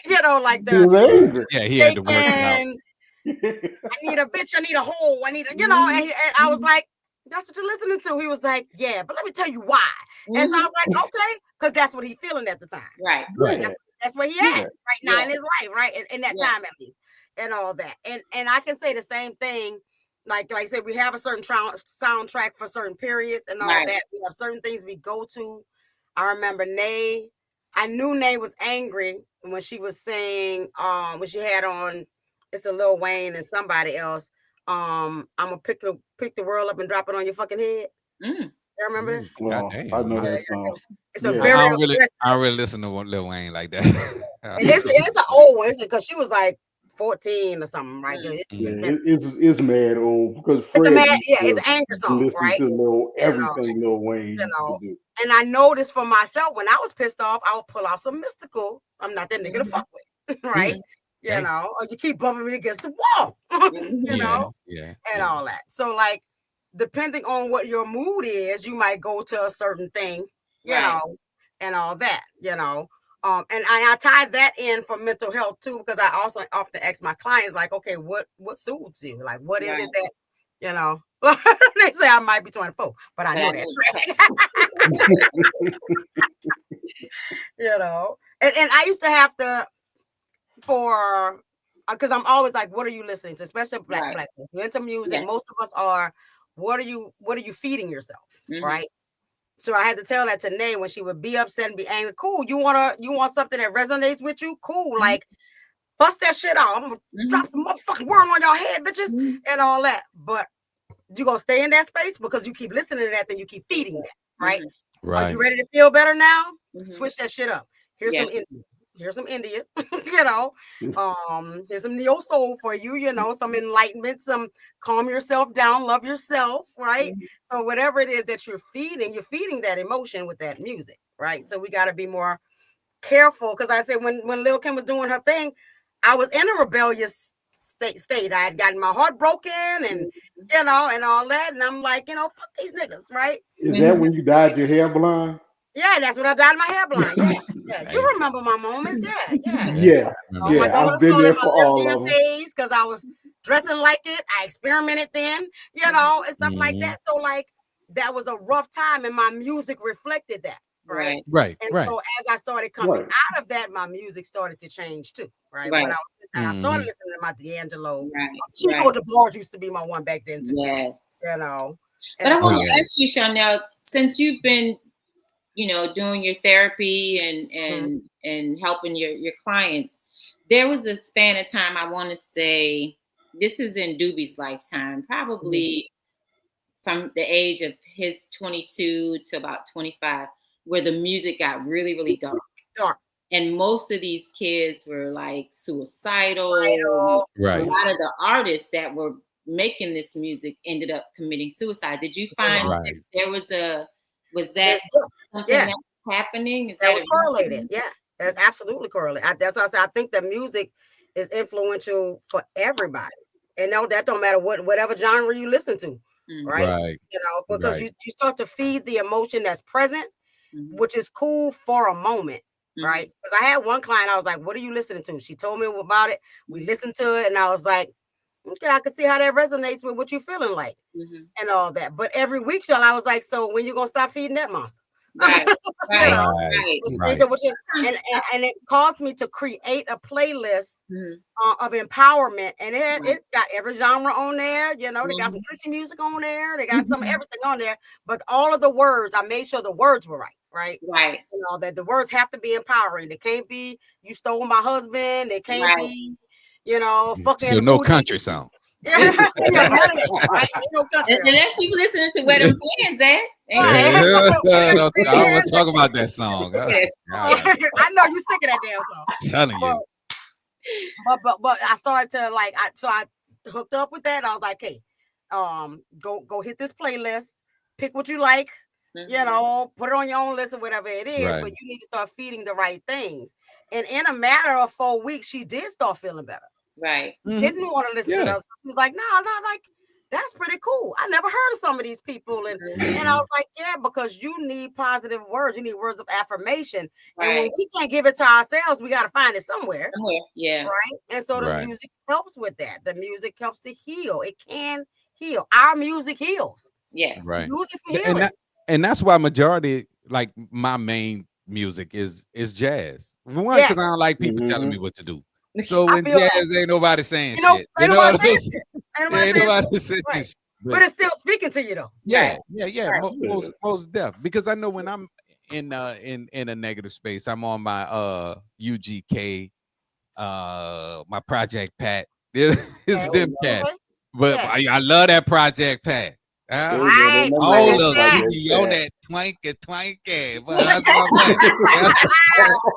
what in my A-Ball and MJG, but it's not. See, I'm not trying to stay mad.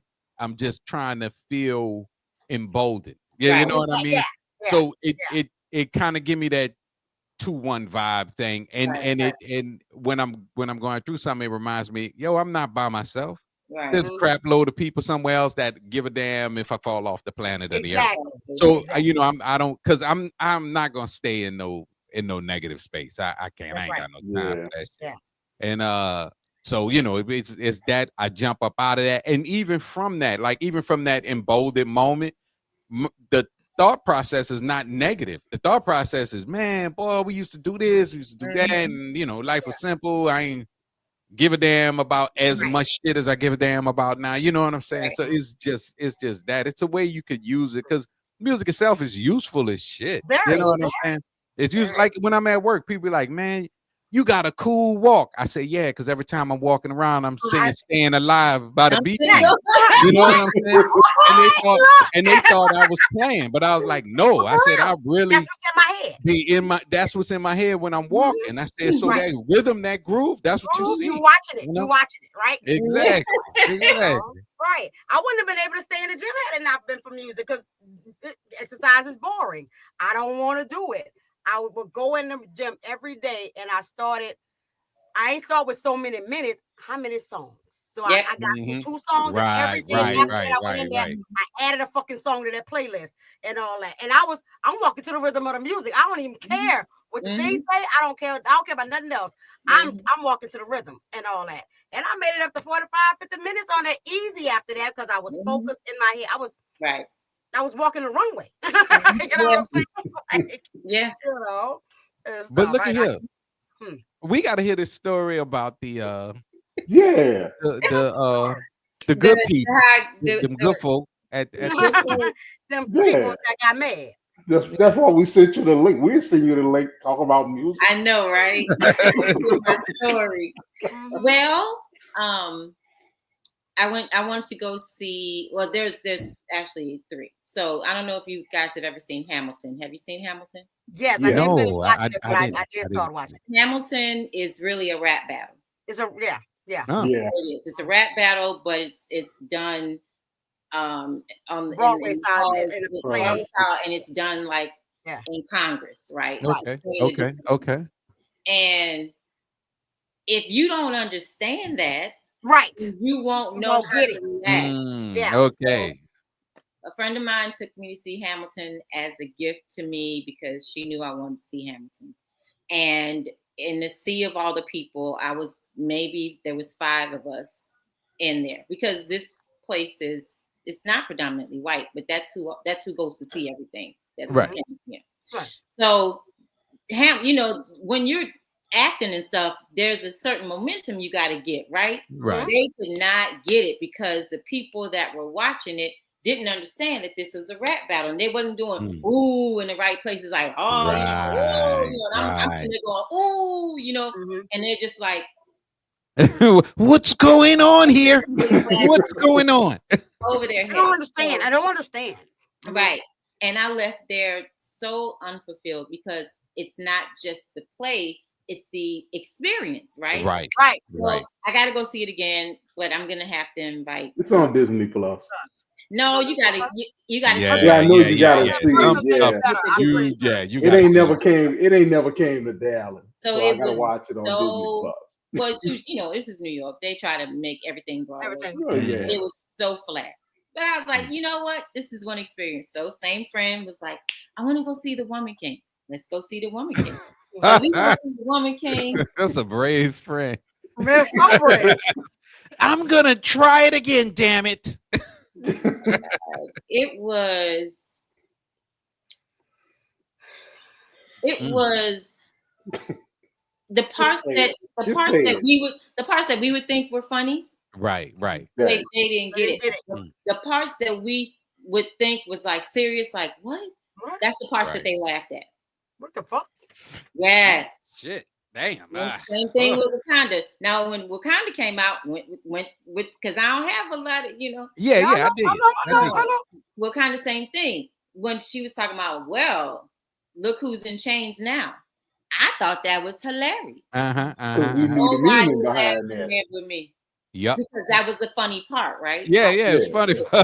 They didn't understand why he was pretty much the only white person that was, you know what I'm saying, and they were treating him so badly. They didn't get it. And I was like, that is so wild. For one, they need to go back and watch Black Panther. Then they First can of understand the joke at the end when she talked about him, she got his ass out the back of that van. That's the part they didn't get. And not just that person, but the whole theater besides the 7 black people. So anyway, Sinners, same thing. They didn't understand. Well, what's with all the music? Is this a musical?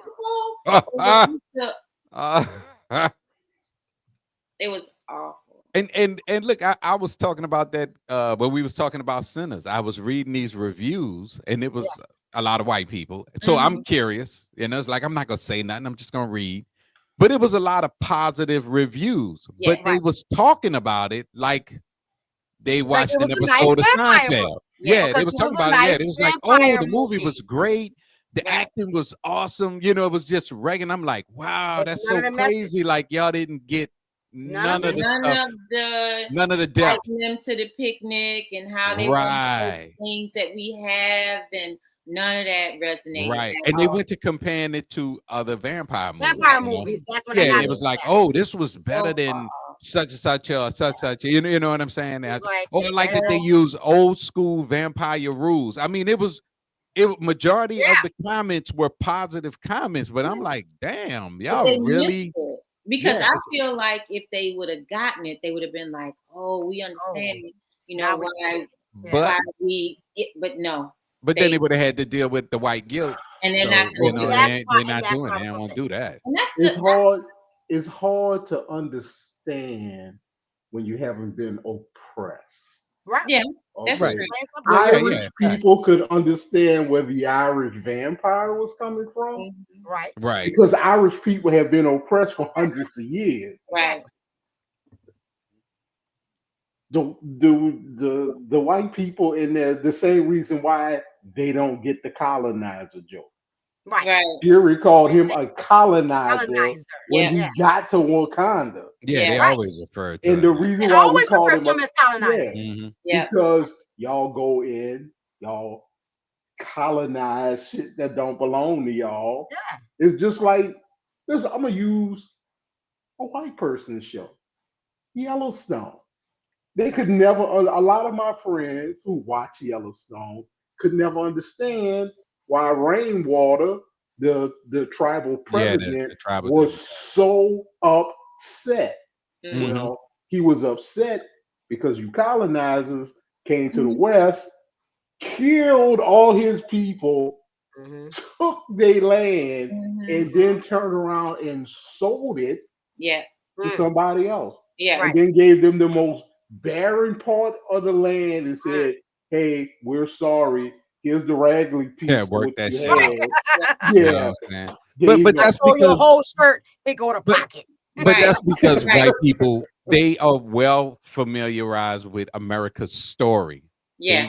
They avoid America's history like the freaking plague. Right. So and that's why I don't get it. Because I remember talking to people about Avatar when it came out. Nope, the graphics were awesome. I said, but you didn't see what was happening. I said these people was just doing their own shit. Y'all keep bringing these movies up, and I'm seeing all of these movies. Yeah. And I'm like, so you didn't get it? No, I mean, get what? But it was a great movie. Yeah, no. And of course they didn't understand. Well, we're the Mexicans. I was like, what? What? They know, everybody's not just throwing people in for good measure. Listen, they did anyway. So the where it lands flat for me was that after a movie like that, you have to have some discourse. Right. Nothing. Because and that's what I say. I just especially when I'm trying to, how we do. We stay to the end because something gonna pop off. You can't read credits. Yeah, Marvel got us like that. I know. I was so in awe after I was so in awe after sentence. I forgot that I was in a Marvel movie and I needed to wait because I was just sitting in my seat like that. Everybody leaving. I was just sitting there. I wasn't thinking about the end. I was just like, I gotta come back and do that again. Right. That's all I knew. I was like post-credit scene. And I waiting on that shit. I got home and was like, damn, we didn't stay to the end. But if you wanna really, I don't know, if you have some white folks that you wouldn't mind go to one of our movies with the white person. It is a totally different. It's you're gonna leave with like you just had a flat soda. I promise you. Well, no, I know, and like they just said just now, we saw it the last time at Cedar Park, and it was drastically different. That's mostly white people there. When we first saw it, was in Houston, and so we know because we saw it 3 times, right? And so we saw it locally, and then we saw it in Houston first, then we saw it at Cedar Park, and then I think we went to San Antonio so we could see it on the IMAX screen. When I tell you the whole vibe was in Houston, it was mostly black folk. Like the vibe was different. Yeah, it was different, right? Yeah. And all that. But around the white people, it was just like, oh, that was a good movie. It's a great movie. Great movie. That Johnny Coogler is Ryan Coogler, bitch. But realize, but think about it. How they acted in certain areas, though, because like when all the Ku Klux Klan folks got annihilated, at the end, we thought that was funny and great. Like, y'all get something to begin with. And white people was mad. They was angry about it. Like, what you said, not Johnny Coogler. Yes, Nate. Yeah. But if you think about it, even movies that they make about white people, Titanic has a story. Right. If you pay attention. But is it a true story, though? No, actually, you think about it. I'm not asking. I know. Titanic showed the divide between rich white people and poor white people. Right. Which they'll always say that's the only reason why Trump is in office. Well, the poor white people want to be like rich white people. So they're never going to be like rich because rich white people don't just hate black people. They hate poor white people too. Well, you know what? Be that as it may, The thing about white people, period, is they can identify anywhere they want to. Yeah. I mean, you could be a poor white person and identify as a rich white person. Yeah. Right. Yeah. Yeah. And I just saw a until gentleman just now that was talking about how Irish, it was like, when did Irish people become white? From white. Right. Yeah. Right. White is I was watching the thing about that. They were Because the in black Irish. America, And they were called the Black Irish. Black Irish. You know? And They it was said black no people. Irish, no dogs. Yeah. Right. Yeah. Right. Yeah. And it was black because people that helped them get their here come in up. America, you can identify as white. Right. Well, As they long had as you're to, not black. right. The As long as Irish you're and not the black black. were kind of getting a little too chummy. Right. So Yeah. in order, you In gotta order have to somebody to people blame. gotta keep us down. Yeah. Same Yeah. thing They with gotta invite them into the white side. Yeah, right? same thing they did with the Mexicans. Same Right. thing. Same Yeah, thing. and the Asians. And now they kicking them to the curb. Right. But yeah. Yeah. Yeah. Then it's When same I thing feel with like India. So like it's same concept. Like the proximity Yeah, to white. proximity. Yes. Right. Yeah, and Yeah. that's all it is. I mean, that's when I feel like I need you, you're white. Yeah. When I don't need When I you don't anymore, need you whatever ethnicity that you are. yeah, I needed you. Perfect example. I needed you Spanish people to get in office. Yeah. Come on. So y'all were technically white. Right. Once I got in the office, ICE, go get them. We're gonna deport them. They're eating dogs and cats. Oh, they're just eating all the dogs. I wish they would eat my damn dogs. Leave that dog alone. For real. Y'all heard that motherfucker barking earlier. It's embarrassing. It's embarrassing. Mo, you need a dog, Mo. That's what you need in your life. Yeah. You don't need another You dog. bark. Let you know somebody breaking in. I'm getting fish. So I should have went there. What's your happy song? Your happy song. Happy song? My happy song? Yeah, what's your happy song? When you're feeling good, what you go play? Or what genre do you stick to? What do I play?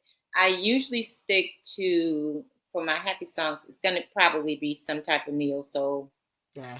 Or something that's, kind of upbeat. There was a time when, well, actually, honestly, my happy music is really trap music because I'm a gangster. You gotta be. Hey, Okay. My favorite word. Yeah. So,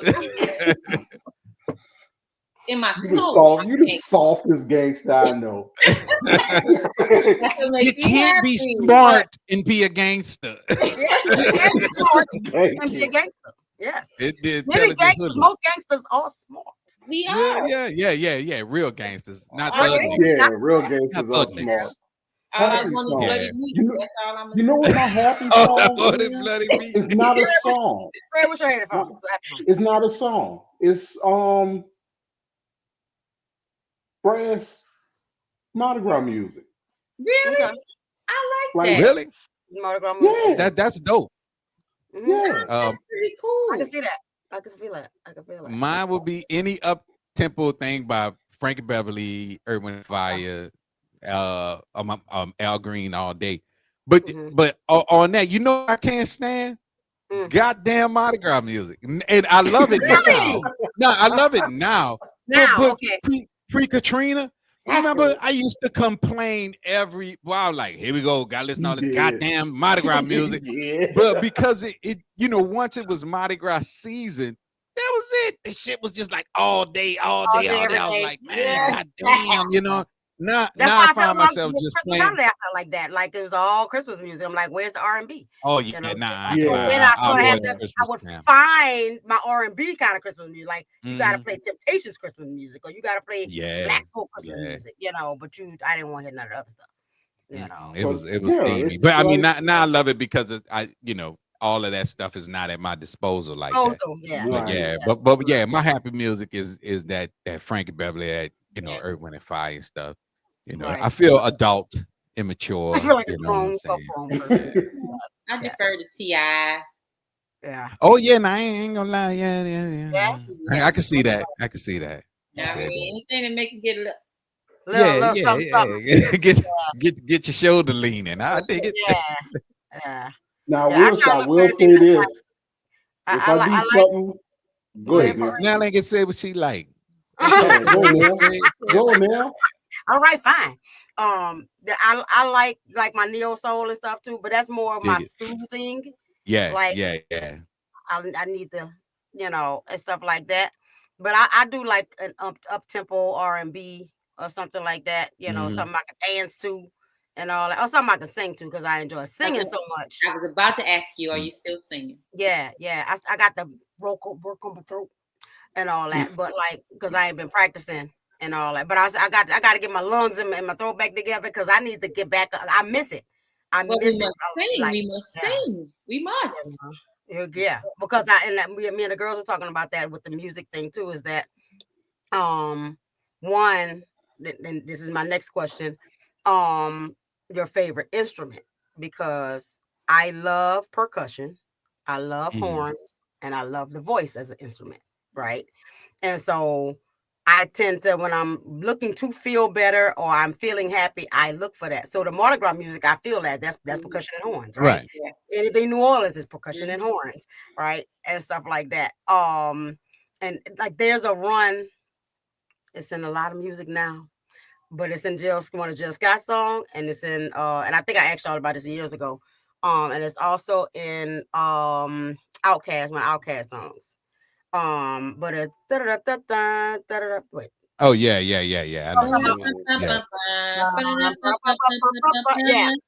need to know who the original of that is. I need to find the original.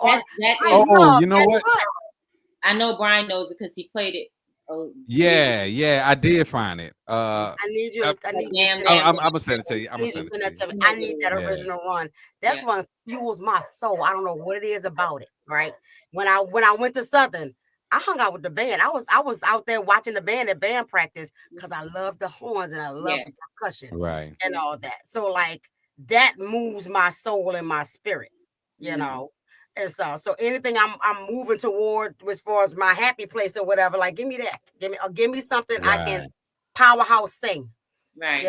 I can belt out, right? Because we also realize we use music in this house to deal with that like them heavy feelings and all that when they is upset or what she put some Jasmine Sullivan on. She put something on and she can powerhouse it out. And I was like, because as Black people, we don't get to yell and scream. Right. We don't We're not supposed to. It's undignified. Right. It's you have threatening. You have to be safe, Negro. It scares people. It scares people. But I can sing. I can sing at the top of my lungs at the fullest power, and it has the same effect of getting that energy out of my body. But it's not threatening. It's not threatening. People like, girl, sing, girl, sing that song. Right. So that's my stuff. What's your favorite instruments? My favorite instrument would be the bass. Bass guitar. Instrument. Oh, because it's the groove. It is it's the groove, man. It's like I make all like I'll play something on my deck and I got stems so I could pull everything out, and I ran the bass line for Isley Brothers. Yeah, and just that bass line, it's the rhythm because it's the ride. You know what I mean? Like even when I was writing more, I'm not writing as much. I wrote to the bass line. You know what I'm saying? That's why my my rhyme delivery kind of it rolled like that. So I always wrote to the bass line because that's the groove. I like that. Yeah, that's funky. It is funky. God damn it, it's funky. I want to learn that slap bass. What's that who was that created slap bass? What is his name? The dude used to rock with Prince. He used to rock with Prince. It was Prince. Graham. Billy Graham. Billy Graham. That mother be flexing. Because the name of his band was Graham Station. Right. Right.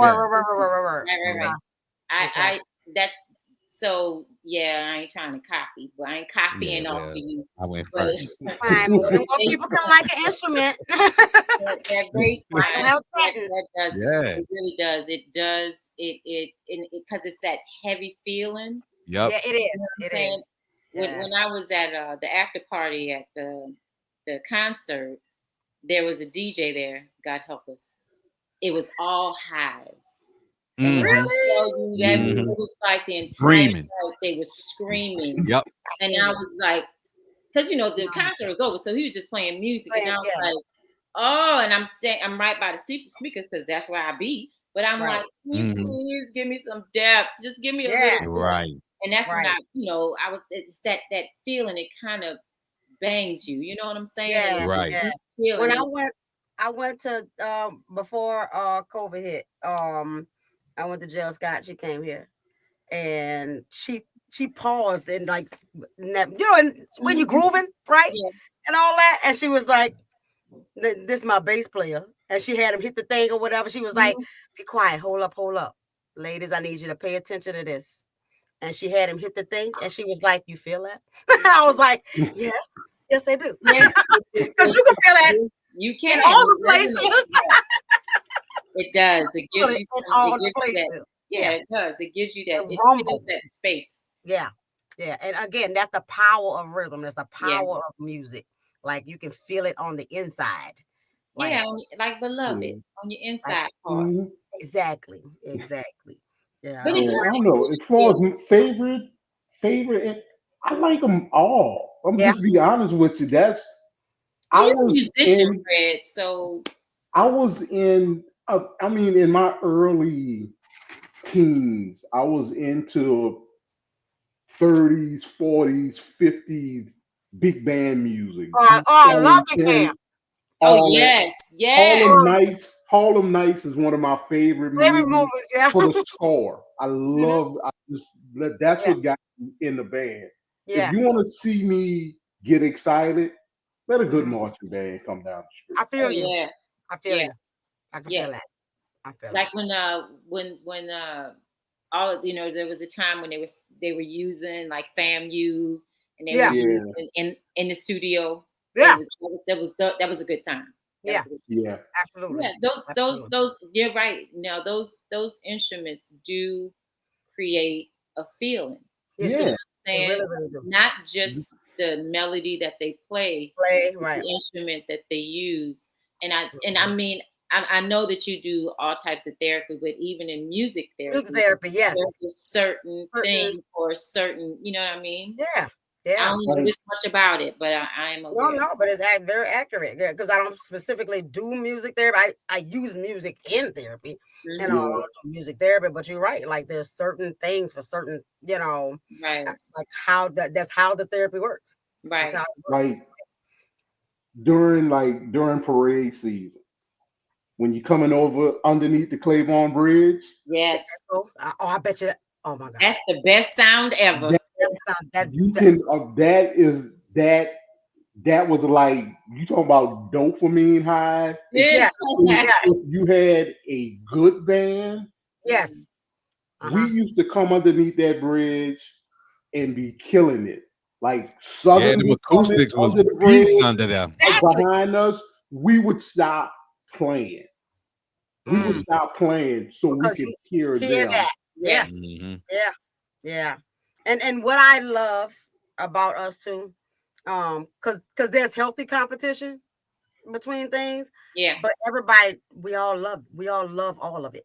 Yeah. Right.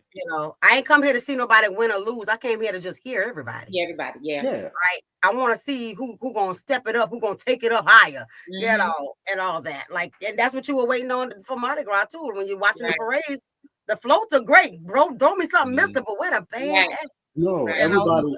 Ain't all rolling down. Where the people came down for the band. Right. That was our Super Bowl. That was parade season. Yeah. Who else in the world has a parade season? Come on, bro. Go, what's parade season? I was like, I can't explain it to you, bro. You just gotta be from New Orleans. You just gotta experience it. The best HBCU experience I ever had was the Battle of the Bands that they have now every August in Houston. Yeah, I've seen the YouTubes. Them joints do get off. Nice. They do get off.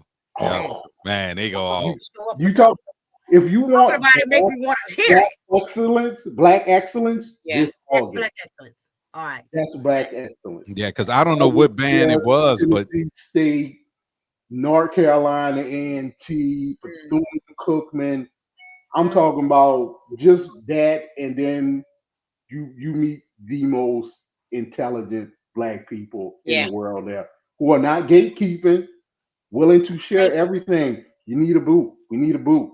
We need to do a podcast from the bad or the bad. Bet. You got that. Because I seen one, this band, these mugs ran a bunch of Sega game theme songs. And it was tight because they started it off. You know how the Sega used to come out, Sega. Yeah. They started like that. And I was like, why that shit sound like Sega? And then they just ran through a bunch of. I think that was North Carolina A&T. Yeah. They just ran through a bunch of games from the Sega area. I was like, man, that shit was tight, man. But wow. But when you're talking about the bands and being in New Orleans, I was thinking about how we have the funeral processions and how in the beginning when we're on our way in, how they play that drag music. Yeah. And as soon as we getting ready to move that casket, how we work out. Turn up. And you turn up. You mourn and then you celebrate their life. Right. Yeah. That just reminded me of that shift in feelings.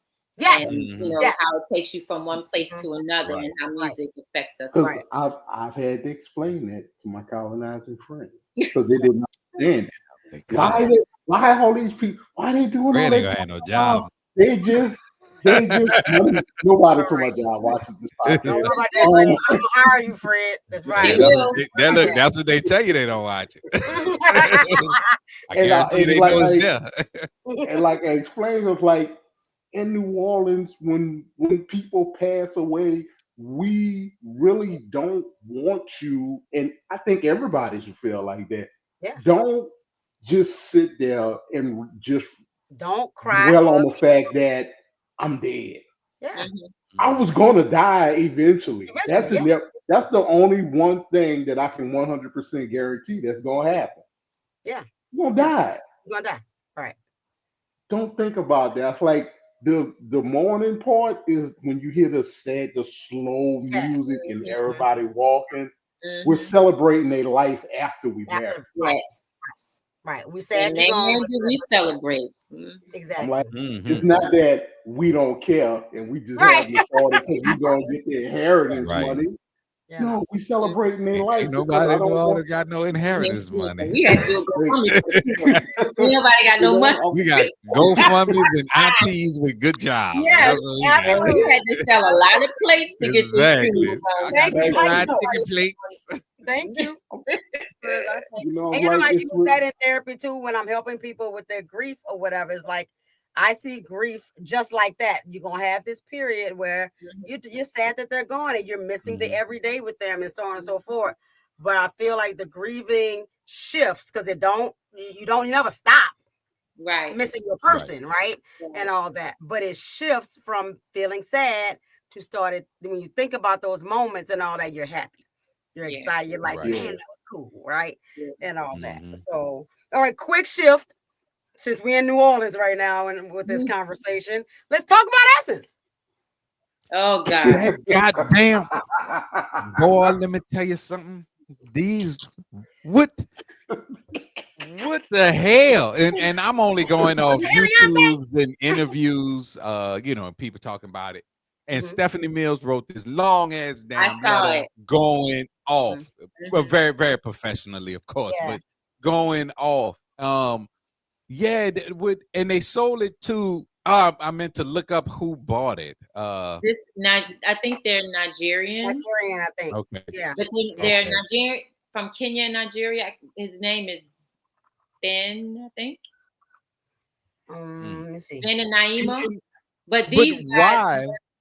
Why did they? I mean, why did Essence sell it? And Essence damn, Ventures? I was hoping it was for something more realistic. Damn. Yeah, for paper and coins. I said Essence Ventures. Is that the company? Essence Ventures, yes. Okay. Yeah, they sold it to them, and they just dismantled the entire spirit. Right. And that's what I heard. It went from being something particular into something generic. Right. You know? And the sad thing, and I mean, it just goes, and I try to explain this to people, and people get all upset and then their feelings about it, but everybody ain't black like us. Right. And I think trying to explain that to people as well, like the African American person, the black African American person, like again, we're all part of the African diaspora, right? Yes. And all that, but we have a different experience, right? Right. We have our own culture. Yes. Because we had to create it. We had to create our own culture, right? And so, and that's different from anything and anybody else experiences and all that. So, like, I respect everyone from the motherland. I respect everyone from Haiti. I'm like all of the other areas where they are chocolate folks, right? And all that. But you have to, like, we have a different thing. Like different experience. Different. Like, like, so for that lady to stand on stage and say the originals are back, that's offensive. This was our thing. Right. And our culture, how we learned to celebrate and brought all our people together. This is where I spent our money on us, like in our city, like, and then you just and it's because it's a two-sided coin to that too, because it's not just that it's African American culture. It's New Orleans culture. It's New Orleans culture. You know what I'm saying? So you like, you just did a whole nother thing. You know what I mean? Because this not Nigeria. You know, what the hell is TD doing? Why is she letting this shit happen? Oh my God! Right. Yeah, man. I saw that bit.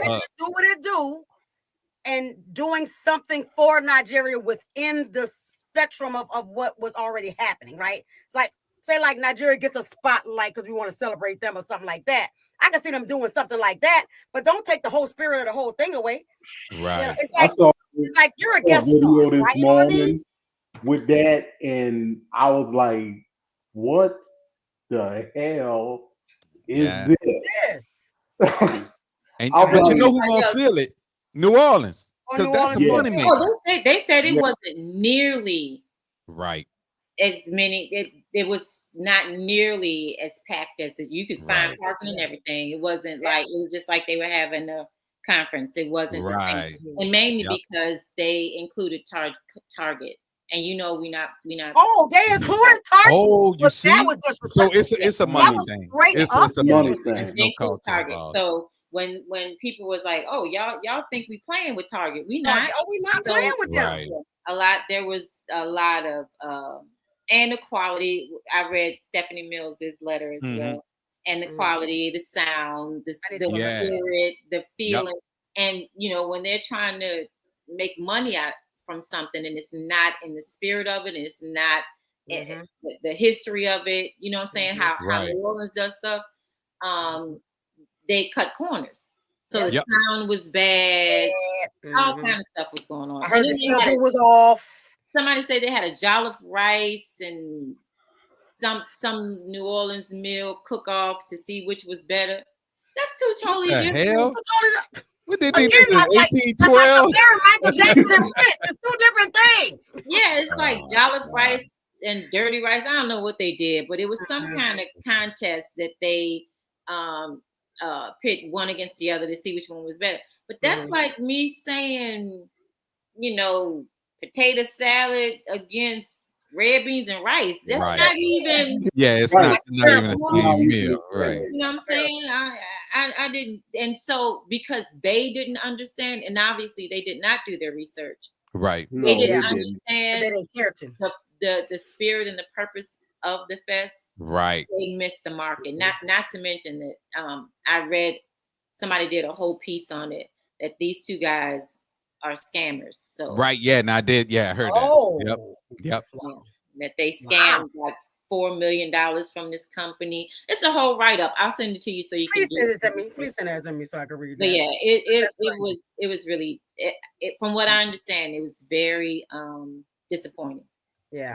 From what I saw on that video this morning, I was and it's weird. But I was kind of like physically hurt. I was like, oh, that's what I was gonna tell you. I was just about to say that, like, Fred. this was our thing. This was Yeah. our thing. As long as I've been alive, Essence has been the thing in New Orleans. As much as I used to complain sometimes, like, why Maze always got to close out Essence. But you know what? When Maze stopped closing out Essence, she was like disappointed, wasn't it? Yeah, I was like, what the hell, Maze always close out Essence. It was New Orleans after that. Yeah, it was a New Orleans thing. Like, I remember I used to go to the not like I used to sometimes go to the main concert, but the little I forgot what they call it. The little seminars and all that on the side. Yeah. Where they had the little concerts in the little clubs in the French Quarter and stuff. Right. Those used to be fire. Oh yeah. Because you used to have sometimes you have big time artists in there, or you have artists you ain't never heard of before in that Super Lounge. Right. Super Lounge. Yeah. You have artists in there. Super Lounge there. It was, oh my God, it was so good. It was so many things. So many. I don't think that they do that anymore, though. I don't think the Super Lounges. Yeah. Well, first of all, who gonna perform now? So exactly. The TikTok turn gonna come and perform. You know what? And that's what it's gonna turn into. That's what it's gonna turn into. That's what it was this time. There was a lot of content creators and very few artists. Oh my God. That's crazy. That's so crazy. And that's not the point. I'm trying to figure out, why is Burna Boy? I don't know if Burna Boy was there, but I don't know. But I think I know one of his songs if you play it for me. Right. But a lot of the, I don't mind the African artists and that music, but that's not the place for it. But that's not like they took over. Put them in the Super Lounge. Put them in the Super Lounge. And that's why I said you could have had a taste of Africa in the place, but don't take the whole essence of Essence. Right. I wonder what they're gonna do next year. That's gonna be interesting. Well, ain't nobody going. Master P said this time was the last time he performed. Well, what's her name? Who? Mia X. Yeah. She was supposed to perform, and she said, "Nah, I ain't going." Yep. Stayed at home and watched Law and Order. She put out an apology. She said they acted like I should have been grateful that they invited me to do this. She said they weren't in her city. Get the fuck out. And so they wasn't talking about. They ain't talk about no money. She said wasn't no rehearsal scheduled. Nothing. She got nothing. And she was like, so I'm not going to be there. That's so crazy. And Essence used to always invite the local artists. Yeah. You in New Orleans, bro. Come on now. The local artists are going to play, like you say, whether it's on big stage or whether it's in a Super Lounge, they're going to be there. Right. Yeah, and even the stuff for the conferences, I was telling them, somebody told me that how all the stuff in the like they used to have all the different vendors and all that stuff in the they said they didn't even have the vendors like they used to and all that. They said the vendors that they did have, they were trying to charge them to get in. Yeah. So they messed this up. They you know what that was? That was niggas doing nigga shit. And you know what I'm saying? Yes. It was black people doing black people shit at first. Yeah. Now it's just niggas doing niggas just doing you know what I'm saying? Because we can be held accountable too. Absolutely. Not us. Not us, but them. Right. Right. Make that clear. So was Essence the magazine ever connected? Wasn't it at one? Yes, it was. It was initially, and what? Whoever owns Essence magazine, I think, like does all the things. Yeah, Johnson girl, Beverly Johnson. What's that's the tall black lady looked like she used to play. Yep. Had the big ass forehead, looked like she used to play basketball. We've been gone for a few years. So even in that, you got to understand what the purpose of Essence magazine was. That's right. Jet, Ebony, all that's our stuff. Again, you wouldn't give us ours. Y'all didn't want us in y'all shit. We created our own shit for us. And then y'all again systemically and systematically destroy everything. Yeah. So now from what I hear, the Africans are saying that African Americans are being xenophobic because we're trying to. I figured that was gonna come up.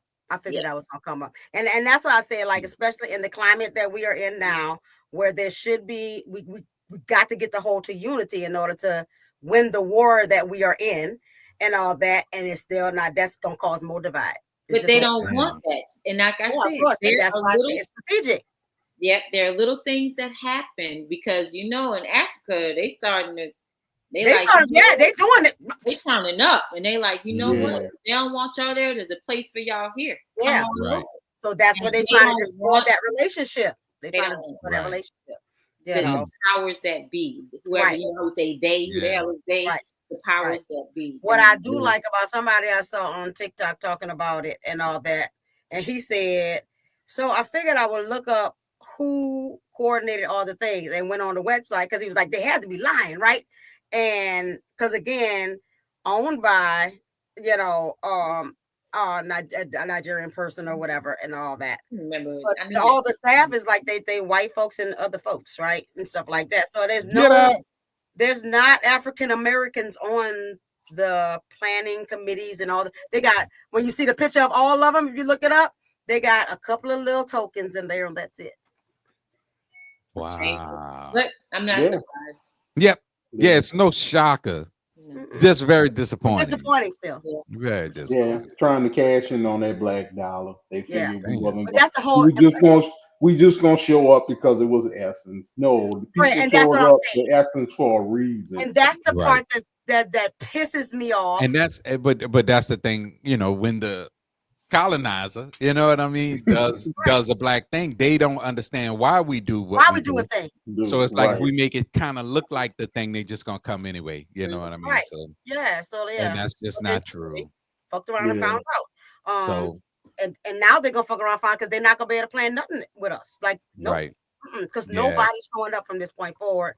You destroyed the spirit of our thing, And of course, but I mean, we're resilient, and that means that we got to create another thing. We'll create another thing, and all that. Yeah, we still got Bayou Classic.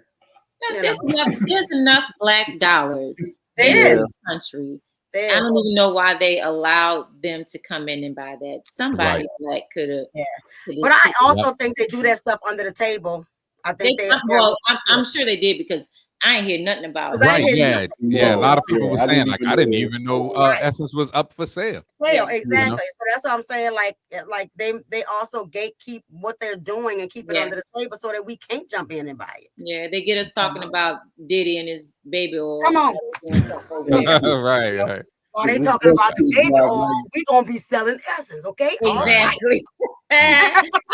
Watch for the distraction. That was a distraction because when they found him half guilty, half not guilty, she was all over social media for like a week and a half.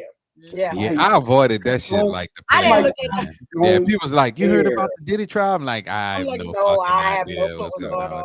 And you know what's funny?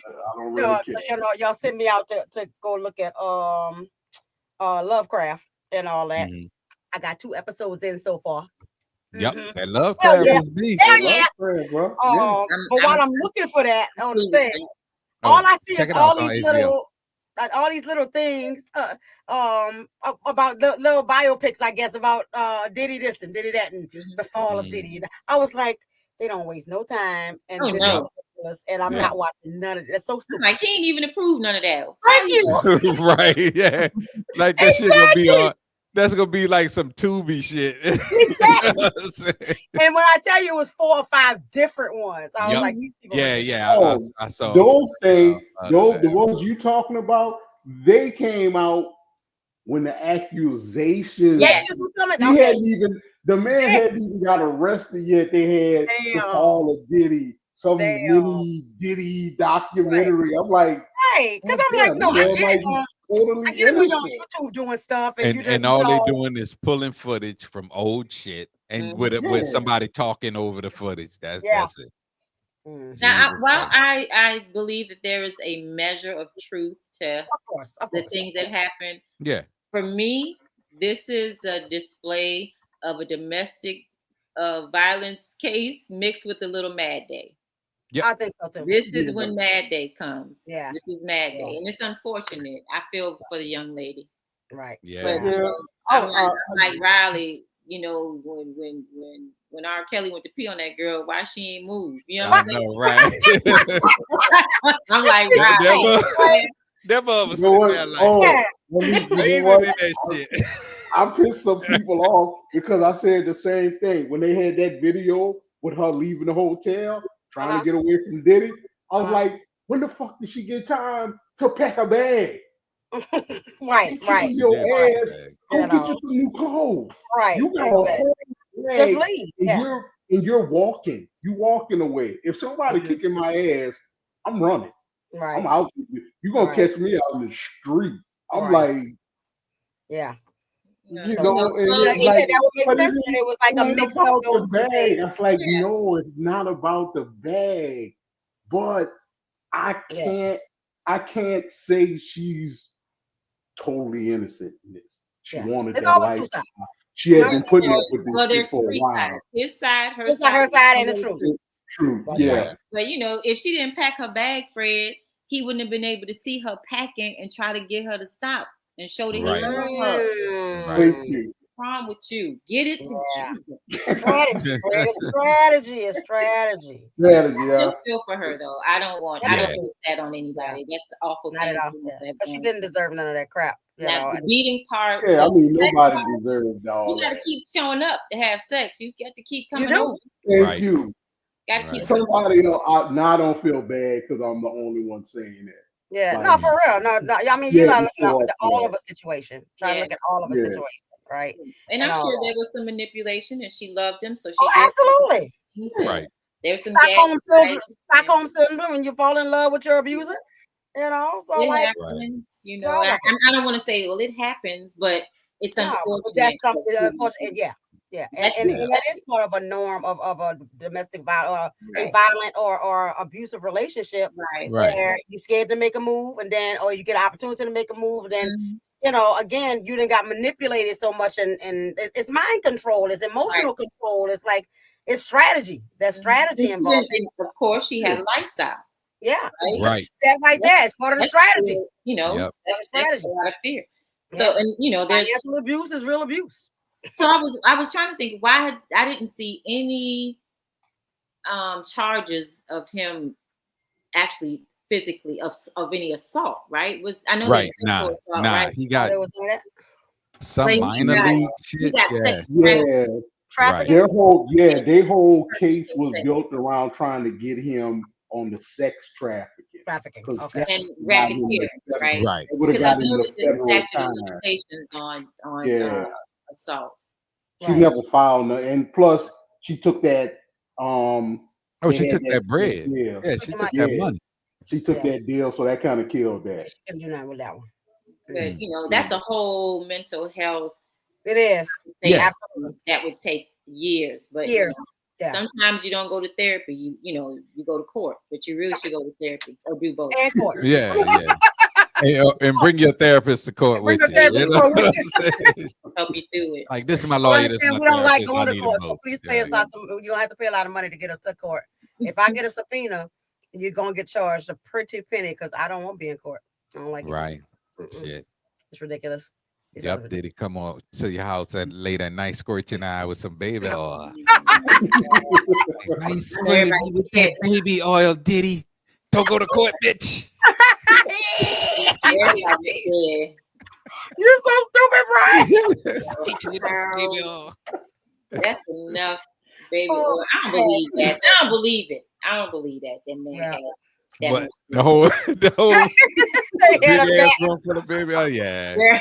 I think that was well, you know, they gotta give things a theme. He might have had a room. He might have had a room that had 10 things of baby oil. And they said the room was full of baby oil. Right. And they just come on now. And all our minds went crazy, and we thought it was like a garage full. Yeah. Because we're all parents here. We know how long a bottle of baby oil is. I still got baby oil. Was a baby. 18 years old. That same bottle of baby oil. You still got that shit. Oh my God! Yes. And only so much you can do with baby oil. Yeah. And you're not really supposed to be using it for those kind of Right. things. It's not a very safe lubricant. People It's not remember a that. very safe- Don't get out there and use that, It baby It's oil. a water-based lubricant, people. Right, that stuff dry out so fast and Yup. roll up, start rolling up like lint. What is Exactly. You better get some. Put And around your we say he had We KY. the baby oil to the babies. As much money as you got, you ain't got no KY. exactly. Come on. Thank you. Yeah. You got the warming thing. What? Yeah. Boy, this show be going off the hinges. Baby, it's what I do. I was over here typing, minding my business. Uh-huh. We drew you in. We drew you in. Yeah. We in there. Decided to show up. KY Oh my God. Thanks for accepting the invite. Listen, I'm gonna do y'all like she did Diddy. They made me do it. You know, I had to type in all the stuff and figure out how to get in, but they made me do it. Y'all crazy. You couldn't tell that story over typing. You had that was Yeah, I mean, Yeah. I mean, if you would have had to have been there's more to it than that, but yeah, you know, I'm trying to have less stuff. But that's a whole nother show because and we can talk about that and how that affected my mental health. Absolutely, I think that's a good idea too. As a Black woman, and being in this space, I am much less empowered than I would be if you was around, in a more diverse person. Yeah, but honestly, we can talk about that. Word. In fact, you might charge me because you might have to unpack some stuff. Man, you got insurance. I charge you. I got good insurance. I got good insurance. And we can do that. That's what I'm saying. Tell me what to do. So this was a good show. Remember, people, this is every time you see a show, it's part one.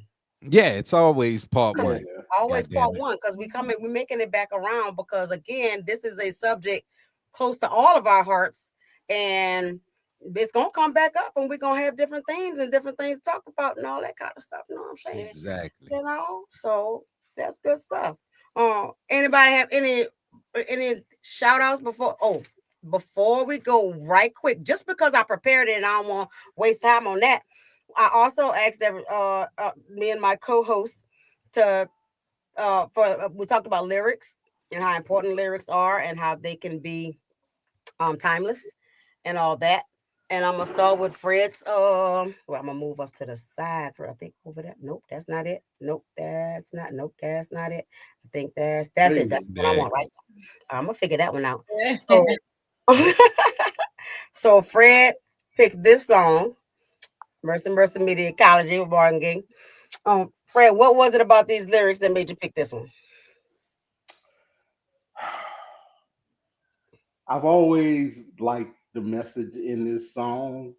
It didn't resonate when I was younger, but I was looking at something on Instagram. Mm-hmm. Somebody did a video with this song. They were using clips from Katrina, and they were using clips from the recent floods up there in Central Texas. Right. They was using some clips from some protests back in the 60s. Mm-hmm. The Black Lives Matter, and then the Latin American protests that they have in LA now. Mm-hmm. And just listening to the song, it was kind of like, you know, the kind of like you said earlier, all of this is kind of like a cycle. We've been through this before, but now we're going through it again. Mm-hmm.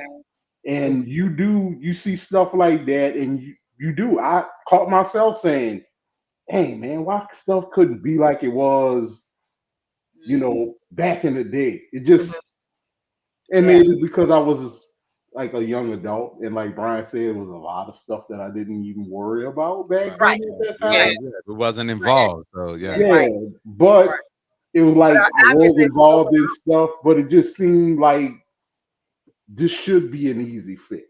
Should be, yeah. Should be an easy fix. Yeah. Mm-hmm. And until you sent me that, I didn't even realize this song didn't have that many lyrics. Like that's all the lyrics to this song. Right. Yeah. Yeah. That's why I love this song because it's short, but it's powerful. It's very powerful. Oh, powerful. So powerful and still so relevant. You know. Yeah. So Brian picked Jesus, Children of America. Let me say something, Brian. I'm just gonna throw this out here because when we have to look stuff up, we get to re-listen to it and all that, right? Right. So you picked the transcendental meditation for the part, right, and all that, but I also paid attention to I put the other lyrics on the side. Right. But don't talk about the other lyrics on the side because I'm about to talk about the other lyrics on the side. I'm telling you, that's why I made sure I included that. Okay. Well, yeah. All right. Now the reason why I picked that because for one, when I first realized what he was saying, right, and then I looked up, and of course this was years ago, and I looked up what transcendental meditation was, and I was like, oh, so then I'm going back through the song, and I'm like, this is not a church song. Thank you. They think it is. Yeah. I was like, what Stevie is saying, stop lying to the goddamn people. The transcendental meditation line was here's another option. Yes. You know what I'm saying? It was here's another option. Here's something else that you can do. Because it's more like it's challenging the preacher. Yes. Don't tell him that, tell him the truth. Yeah. Because you see, like further down when and you really can't really hear it in the song, but in the background they're saying, don't lie to him, to him repetitively. You know what I'm saying? So he's really challenging the belief system, between the purchase story to keep you in line, the way it's been running, and the truth. You know what I mean? That real truth in that, Yeah. But yeah. So when I first figured out how heavy that song was, because when you just listening to it, you think, oh yeah, Stevie made a church song. You know what I mean? It's not an odd thought process. But then when you really get into dive into the lyrics, you see it's a lot more going on now. Yeah. Right. And I'm gonna just be transparent. Like until I listened and paid attention to the lyrics today, I ain't know either. I was like, oh Stevie. Right. You were saying some stuff, Stevie. Yeah. I've heard this. This is one of my favorite Stevie Wonder songs. I never felt like it was a church song. Yeah. But until I read this, that I was like, because I didn't look that deep into it. I just know it didn't feel like a gospel song. It felt like I'm trying to say something.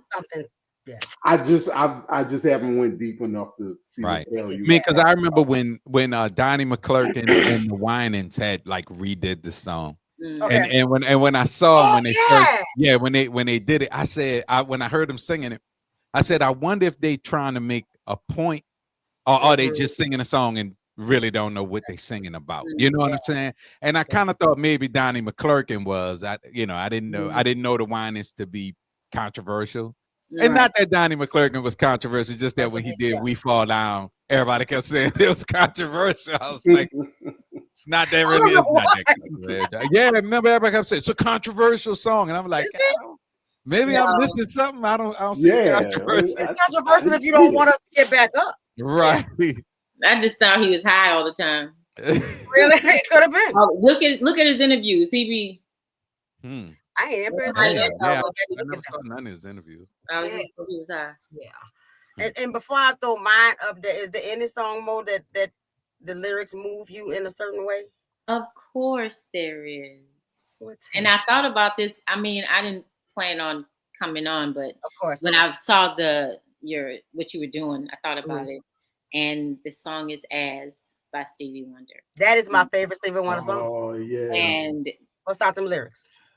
I'm going to give you just a few. The ones that the whole song is wonderful, but it's when he talks about these impossible things, like until the trees and seas just up and fly away always, until the days that 8 times 8 times 8 is 4. Oh, come on.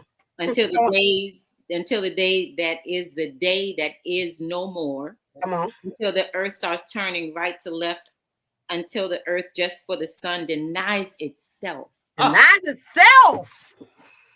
I'll be loving you always. Always. Of course. Now that's the unconditional love. That's and it's just not just the unconditional part. It's just there is nothing possible. Right. That can, what I'm telling you is impossible.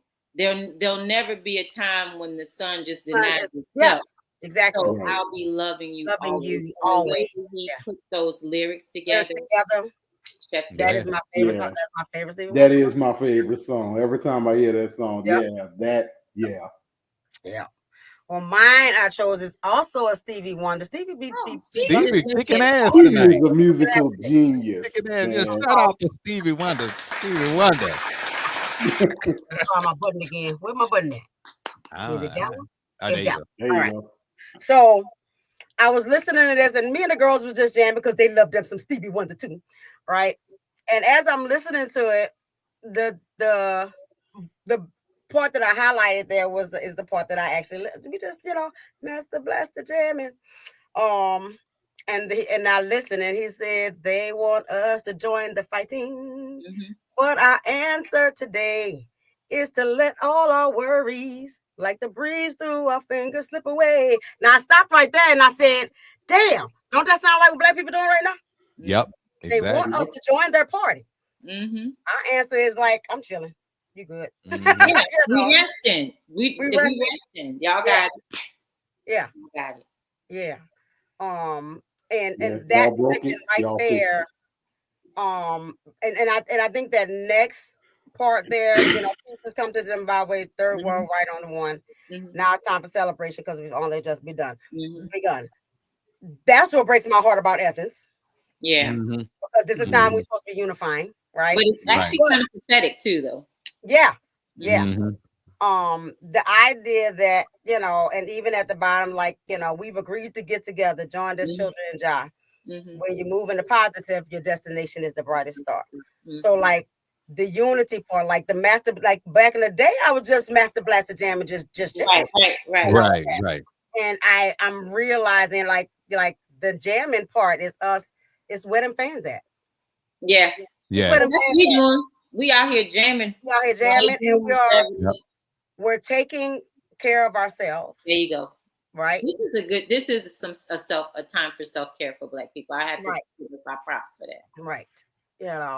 So I love me some Stevie Wonder, boy. Like, boy, that Stevie is, I'm telling you, he's we might have to do a show just about Stevie. Yeah, I'm just saying, but like lyricist. He was the best lyricist ever. Bruh. Some of the love songs, I'm just like, I want somebody to love me. Just like love me like Stevie said, dude. Not like Music Soul Child, but like no, not like Music Soul Child. I love you, music, but like, that was conditional, and all that. So I invite everybody out there that's watching on the replay or now or whatever, listen to your lyrics, man. Yeah, man. And if your lyrics are not empowering, you should question that. And if you listen in the lyrics that's not empowering on a regular basis, and then you feeling bad all the time, what are you feeding? Right? Feed the thing you want to grow. So we all want a song that's relatable. Even my bumping me against the wall.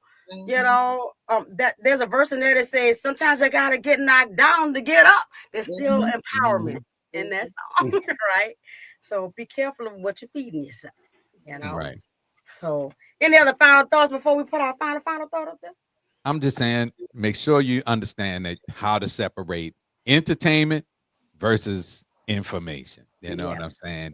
And ain't nothing wrong with some entertainment because I love my Project Pat. Absolutely.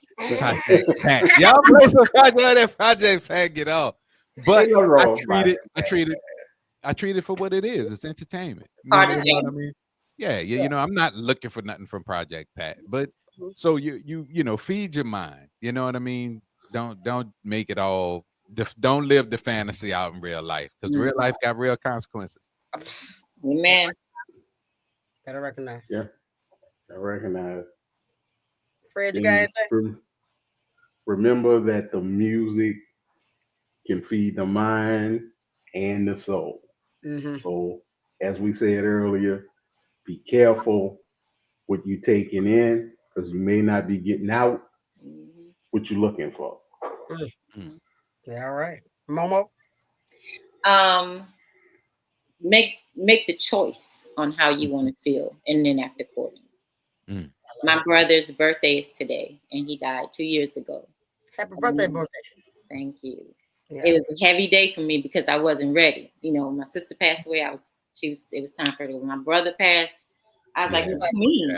So I'm really, dealing with that. But I decided today that I'm not gonna live in that space. So I turned on a little gospel music this morning because it was Sunday. Sang my heart out. Had a couple of tears, but they were happy tears because, again, when you were talking about turning that into a time of celebration, right? So I'm getting there, but you make the choice. Don't just if you find yourself sinking in something, turn that shit off.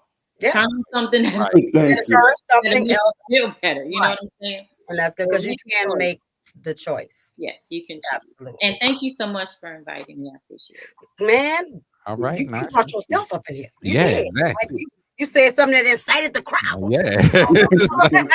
No, we need to know this right now. And let me tell y'all something out there in podcast land and all that. If you are watching the show and you say something inciting, we will invite you in. It's just a link away. You know what I'm saying? Like talking. And if you are looking for a therapy practice or you are trying to find a therapist, there are plenty of therapists that choose an empowerment. If you want to have a jam session for your session, it's your hour. So because it's all therapeutic, but we're going to connect the things and help you to heal in the midst of those things. So remember, we are conscious, we are aware, we stay prepared, and we ain't never scared. Never know. So thank everybody for showing up tonight.